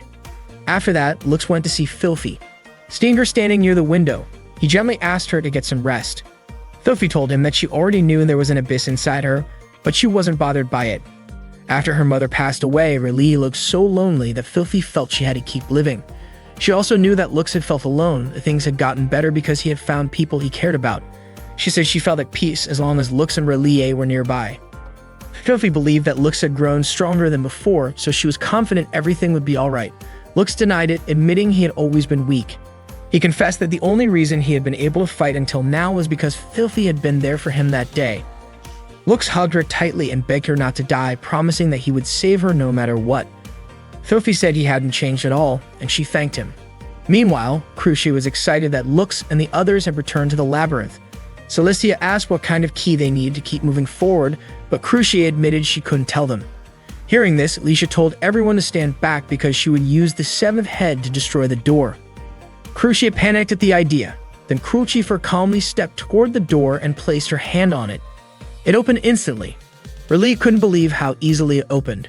Crucifer explained that when she first met Crucia, she was accidentally recognized as the master. Noct praised her, saying Crucifer was impressive. Unlike Princess Leisha, who tended to be forceful, they continued their investigation. Deep inside, they reached a place that didn't seem to store old documents about drag rides.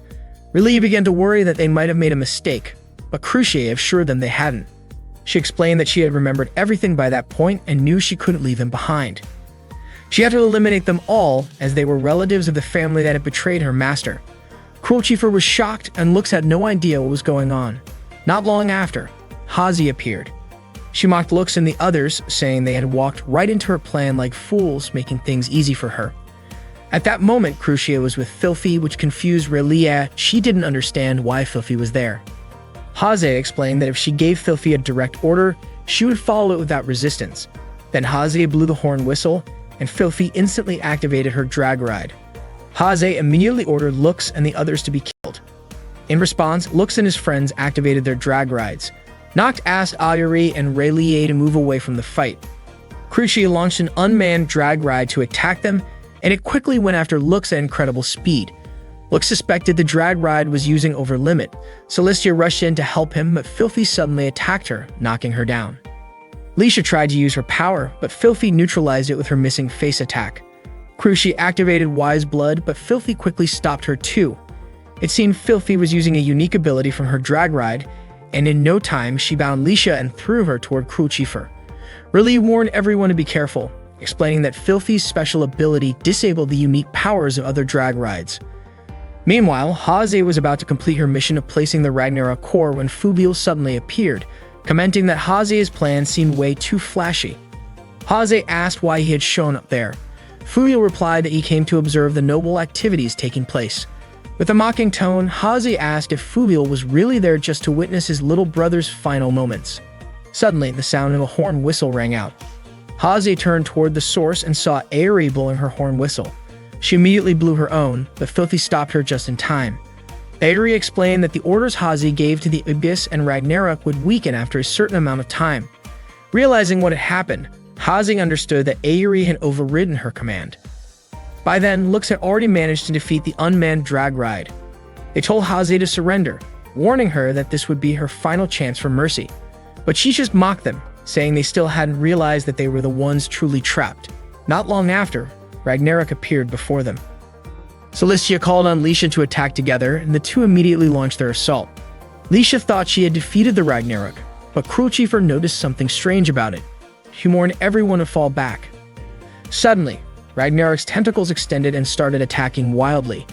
Haze explained that Ragnarok's power was rapid regeneration, and the more damage it took in battle, the stronger it became. Leisha got cornered under the continuous attacks. Lux stepped in to help and asked her for permission to use his overlimit.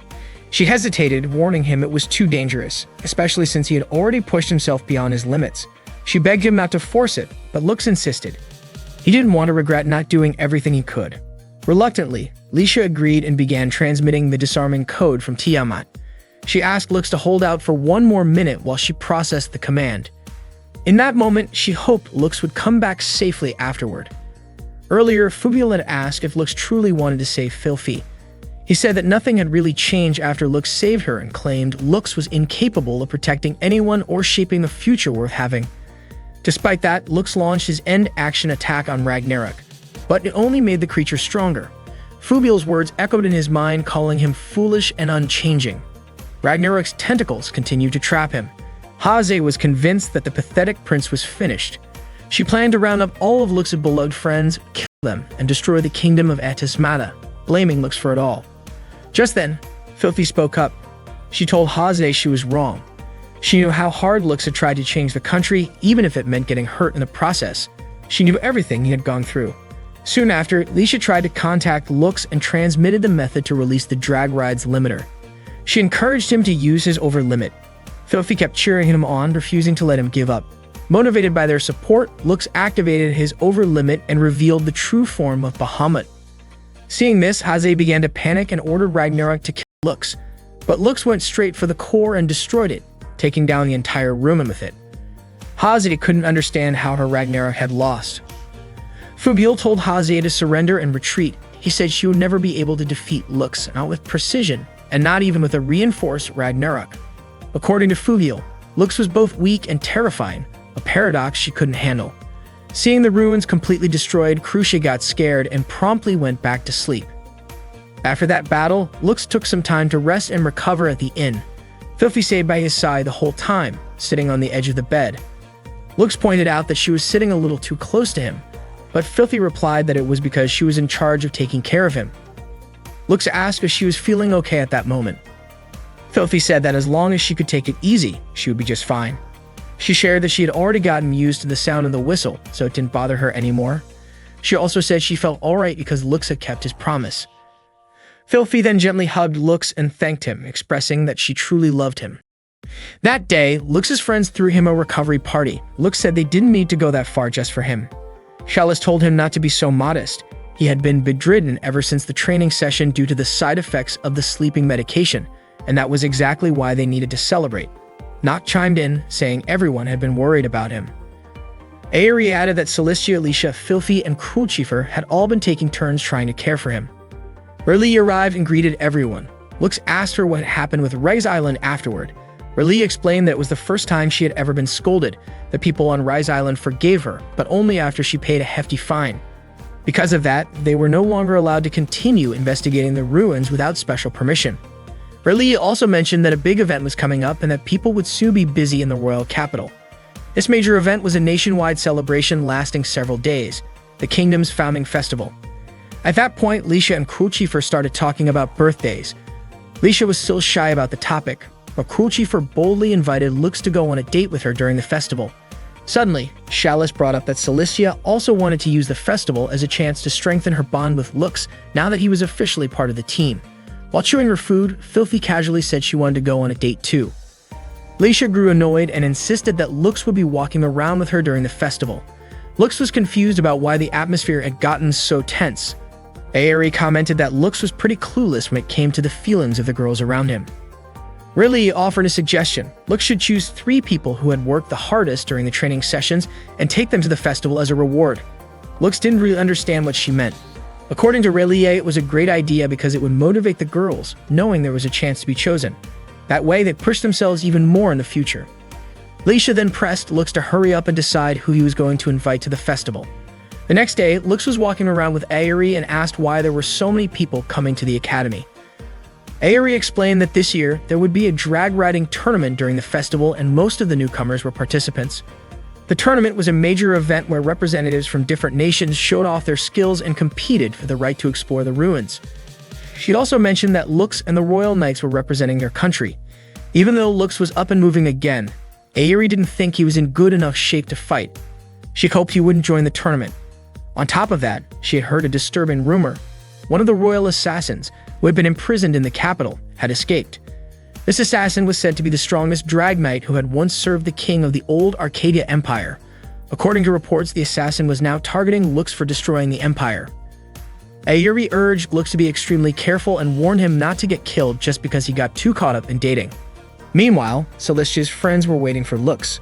They had dressed Celestia up and even prepared an outfit for Lux. Lux was puzzled about why he needed to change clothes. Noct said the outfit actually suited him well. Celestia had explained that, as the leader of the Royal Knights, she couldn't set a bad example by going on a date right before the drag tournament. Tilfer added that if Lux dressed like that, no one at the academy would recognize him and people would probably just assume he was Celestia's butler. Lux wondered if that would make him stand out even more. It was Celestia's first time attending the kingdom's founding festival. She shyly said it wasn't like she was interested in things like that. Lux then invited her to walk around the festival with him. They visited an art exhibit and even stopped by a fortune-telling booth. Eventually, they found themselves sitting at the edge of a fountain. Celestia started feeling a little dizzy. She got accidentally sipped something alcoholic. Lux commented that she could be pretty careless sometimes. Celestia said she was genuinely happy to be going around the festival and complimented Lux, saying he was amazing for being admired by so many people, even though he was the only boy at the academy. She, on the other hand, often felt disliked or avoided. Lux gently told her that wasn't true. He was only able to be where he was thanks to Celestia and the others who had supported him. Celestia admitted that she would not allow herself to lose. If Lux was doing his best to reach his dreams, then she needed to work just as hard to achieve hers. Celestia was confident that she would continue pushing herself to catch up to Lux's skills as a drag knight. Just as they were about to shake hands, Celestia suddenly felt dizzy and collapsed. Her cheeks flushed when Lux accidentally touched her chest while trying to catch her, and Lux was clearly startled when he realized what had happened. Seeing the situation, Tilfer commented that Lux was such a hopeless guy. Lux, confused, asked why the three of them were there. It turned out they were reminding him that it was time for his next date. Chalice apologized to Celestia for interrupting and asked if they could continue at another time. Celestia replied that her face had been feeling warm for a while and she suspected it might be from the alcohol she had earlier. Before his next date, Lux was asked to change his outfit again. Tilfer led him to a room where nobles and drag knights had gathered to prepare for the upcoming mock battles. At that moment, Cruelchifer greeted Lux and invited him to dance with her. As they danced together, Lux apologized, explaining that he had never been to a party like that before. Cruelchifer told him to simply follow her lead. She then asked what Lux thought of her dress. Lux replied that it suited her perfectly, so much so that he almost didn't recognize her. Cruelchifer seemed to take his words seriously, saying that since a prince like Lux had said that, she might have to put in a bit more effort herself. After the dance, the two of them chatted on the balcony. Cruelchifer teased that Lux's movements were awkward, but kind of cute. Embarrassed, Lux asked her not to laugh at him, saying he was really trying his best. Cruelchifer then mentioned that Alti-Elise had shown up at the festival, celebrating the nation's founding, and was probably keeping an eye on their date. Shocked, Lux immediately looked around for her. Cruelchifer said that the two of them had successfully fooled Alti-Elise, but to her, tricking someone wasn't enough. She asked Lux to kiss her, even if it was just for show, and pleaded with him. As Lux leaned in, intending to pretend, Cruelchifer actually kissed him for real. Naturally, Lux was stunned. Cruelchifer said it was the first time Lux had kissed her and that it felt surprisingly different. Afterward, Cruelchifer said she was going to report back to Alti-Elise and then left Lux standing there. He looked visibly nervous about what had just happened. Meanwhile, Tilfer, Chalice, and Noct had seen the kiss. Chalice commented in disbelief that Celestia's rival turned out to be quite formidable. The final date was with Filthy. Lux once again changed into his academy uniform and went to meet her outside where she was already waiting. He complimented her dress, saying it looked great on her. At the same time, Tilfer, Noct, and Chalice were still observing their date. Surprisingly, Relia was also watching Filthy and Lux from afar. Filthy brought Lux into a church room. She sat on one of the benches and gently rested Lux's head on her lap. She told him to rest, since he must have been exhausted. Filthy said that Lux always gave his all even that day, so he needed a break. She even offered to let him sleep on her lap and promised to wake him up later. Filthy confessed that she felt incredibly happy in moments like that in the flower garden and even on Rise Island. She admitted that she always wanted Lux to be there for her. Even when she pretended to be fine, he always saw through it. While gently stroking his head, she thanked him for finding her. At that moment, Relia was watching from a distance, quietly wishing that Filthy would kiss Lux. After finishing his date with Filthy, Lux walked home feeling grateful to her for letting him rest on her lap. Just then, he was surprised to find Leisha already waiting for him. She seemed puzzled about why Lux had not chosen her. Leisha understood if Celestia, Cruelchifer, and Filthy had shown progress during training, but she still had something personal she wanted to ask. Leisha asked Lux to become her knight. After graduation, she would have more official duties, and those around her had been urging her to have a personal guard. She chose Lux because he was strong and also knew her secret. Lux hesitated. As someone from the fallen old empire, he still carried the label of a criminal, but Leisha asked him to at least think about it. She explained that on the final day of the festival, she would be giving a speech to the people, and if possible, she wanted to introduce Lux to them. So she hoped he would give her an answer on that day. After saying that, Leisha left. Lux was left wondering if he was worthy of accepting her request.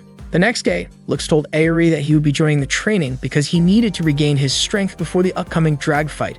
Aerie called him reckless for still accepting missions. She reminded him that the time he could safely use Bahamut was only about 20 minutes. With Wyvern, he had a bit more leeway. Lux was surprised his time was so limited. Aerie warned that pushing beyond that limit could be fatal. She also reminded him that they had many threats to watch out for. Lux was already aware of Haze and Fuyil, both known as assassins working for the royal government. Suddenly, a girl appeared and greeted Lux. Ayuri and Lux immediately suspected she might be a government assassin. Lux prepared to fight, but Ayuri told him to run instead. It turned out the girl was Yuruka, a former drag knight who once served the royal family. Lux asked if she had come to kill him, but to his surprise, Yuruka explained she was there to serve him. She approached Lux and declared that she had dedicated her entire life to fulfilling his wishes. Yuruka then asked what his orders were, saying she was ready to carry out any task, no matter how strange or even kill, if that was what he wanted.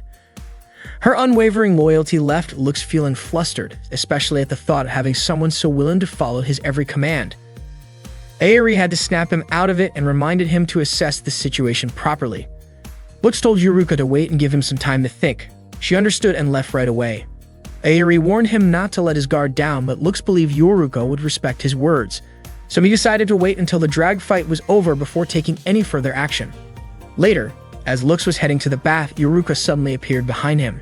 She said she wanted to wash his back and told him not to feel shy around her. Lux grew increasingly nervous when her chest pressed against his back. Yuruka claimed she was skilled at helping men recover from exhaustion. The situation made Lux scream so loudly that his friends heard him from outside. They rushed into the bathroom, shocked to find Lux with Yuruka. Noct called him indecent, and Lisha was once again in disbelief that Lux had gotten himself into such a situation. Lux tried to explain that it was all a misunderstanding. That night, Lux took Yuruka out for a walk to have a proper talk. Yuruka asked if he wanted to discuss what had happened in the bathroom. Lux replied that calming everyone down had been a real hassle. He then asked why Yuruka had chosen to serve him. Lux had done some research and learned that she was a drag knight from a country that once tried to conquer Arcadia. She had made a contract with Lux's father and joined the royal army. Lux told her that his father had passed away, so there was no need for her to uphold that contract anymore. Yuruka explained that she had given everything she had to the kingdom and intended to keep fighting until it was destroyed. She then asked Lux how long he planned to keep deceiving the girls around him. Lux didn't understand what she meant. According to Yuruka, with the power he had, he could easily destroy the false nation and rebuild the Arcadia Empire. She asked him to promise that he would one day bring down the current nation and reclaim Arcadia. Unfortunately, Lux admitted that he had no intention of doing any of that. Suddenly, Celestia showed up and told Lux to step back because Yuruka was dangerous. Celestia immediately activated her drag ride and got ready to attack Yuruka. Yuruka, in response, activated her own drag ride known as the Night Sword Goddess. Lux was caught off guard. He hadn't expected Yuruka to possess such a unique drag ride. Out of nowhere, Lisha launched an attack at Yuruka, but Yuruka easily deflected it. Right then, Filthy and Crucifer arrived to join the fight. Filthy quickly managed to bind Yuruka's drag ride arm, but suddenly, Yuruka manipulated Filthy into attacking Crucifer instead. Seeing that, Lisha was shocked and confused about why Filthy would strike her own friend. Things escalated further when Lisha's legion also began attacking Celestia. Crucifer warned everyone to stay alert. It seemed like Yuruka had the ability to manipulate the enemy's drag ride. Yuruka then said she was ready to end the fight and circled back to the conversation she had started earlier with Lux. Her loyalty hadn't changed, and as proof, she offered to share a valuable secret with him. A plan involving the fate of the country, if Lux agreed to come with her. Before leaving, Yuruka said she was really looking forward to Lux's answer the next time they met. At that moment, Lux still had no idea what Yuruka was really planning. That day, Lisha was practicing a speech for the National Founding Festival. She felt exhausted from all the practice and collapsed onto her bed. Suddenly, Lux entered her room responding to a call she had made earlier. Lisha told him she had been practicing her speech because it was her duty to speak during the upcoming national celebration. She admitted she wasn't used to it at all. Even though it wasn't the first time she had acknowledged herself as a queen, she still felt extremely nervous. She then said she planned to make an announcement about something she had asked Lux before, and that everything depended on his answer. Earlier, Lisha had asked Lux to become her knight. Meanwhile, Haze was with Yuruka and Shania when a girl suddenly appeared and called Haze her creator. The girl reported that the activation and calibration of the ruins had been completed. Her name was Fajula.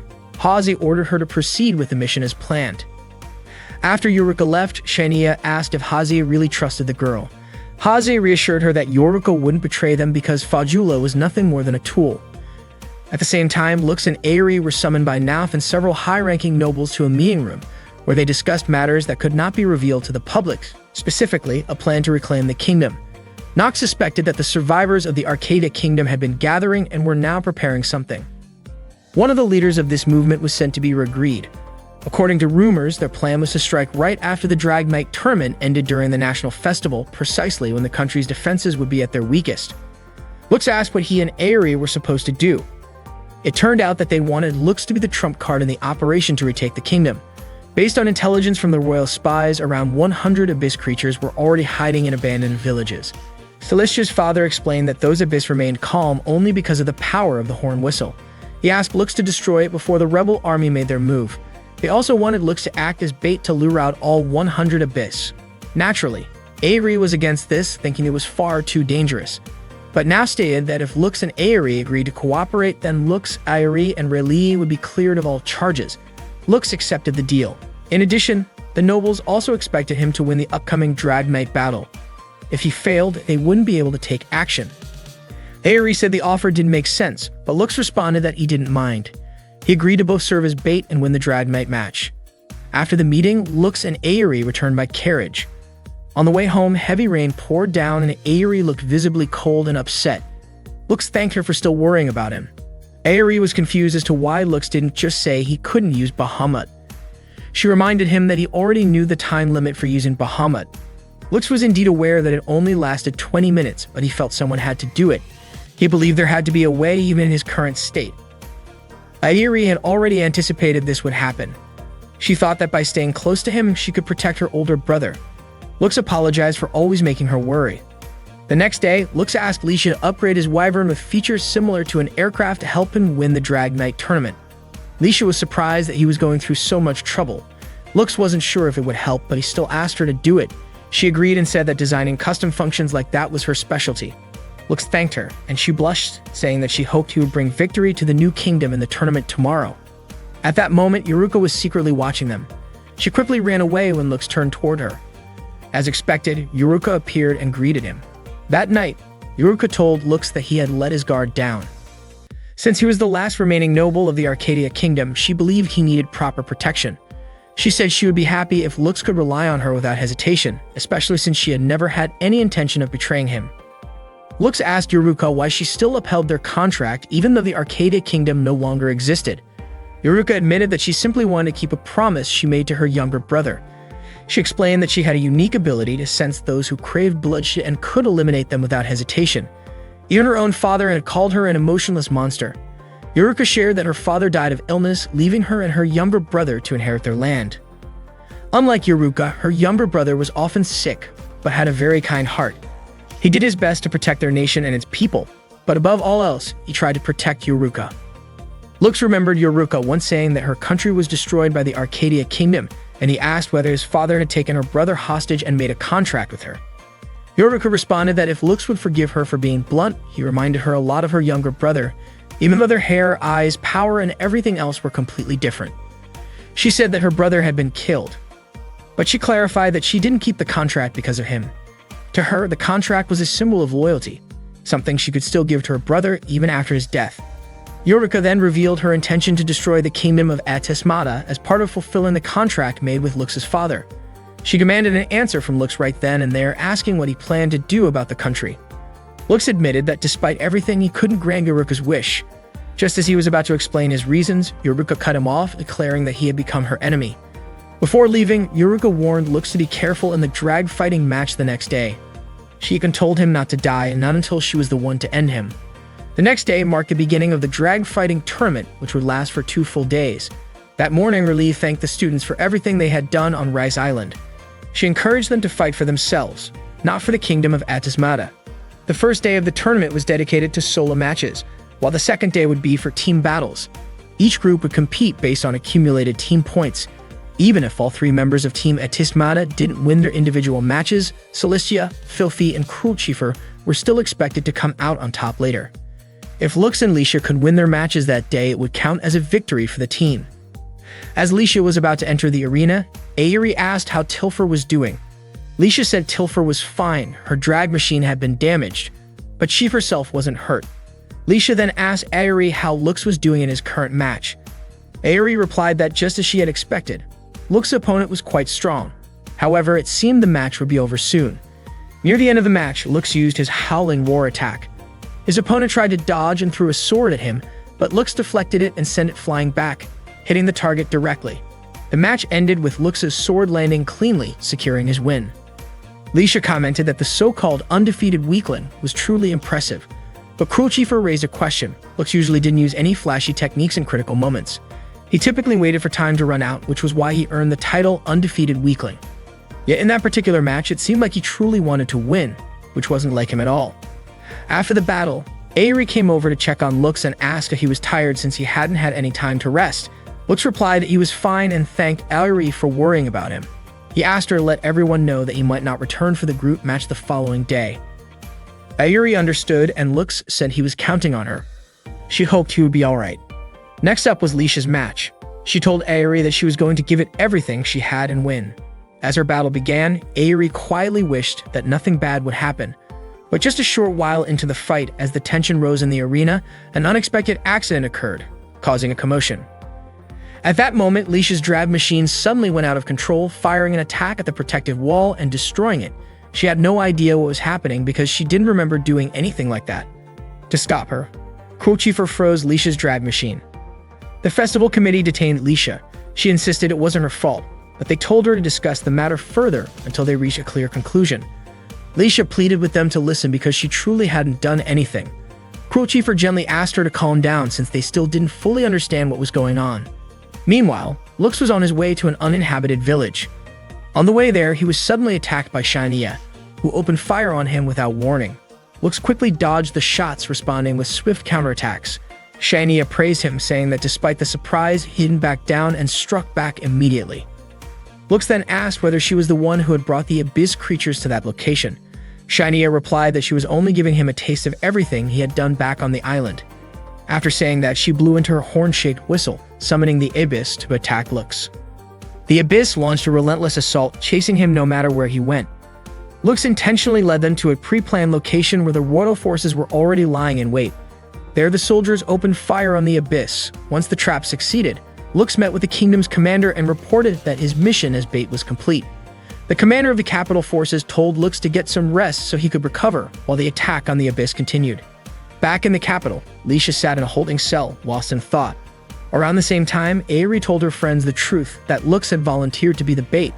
She apologized for keeping it a secret from everyone. Celestia said that was a reckless decision, and they needed to catch up to Lux right away.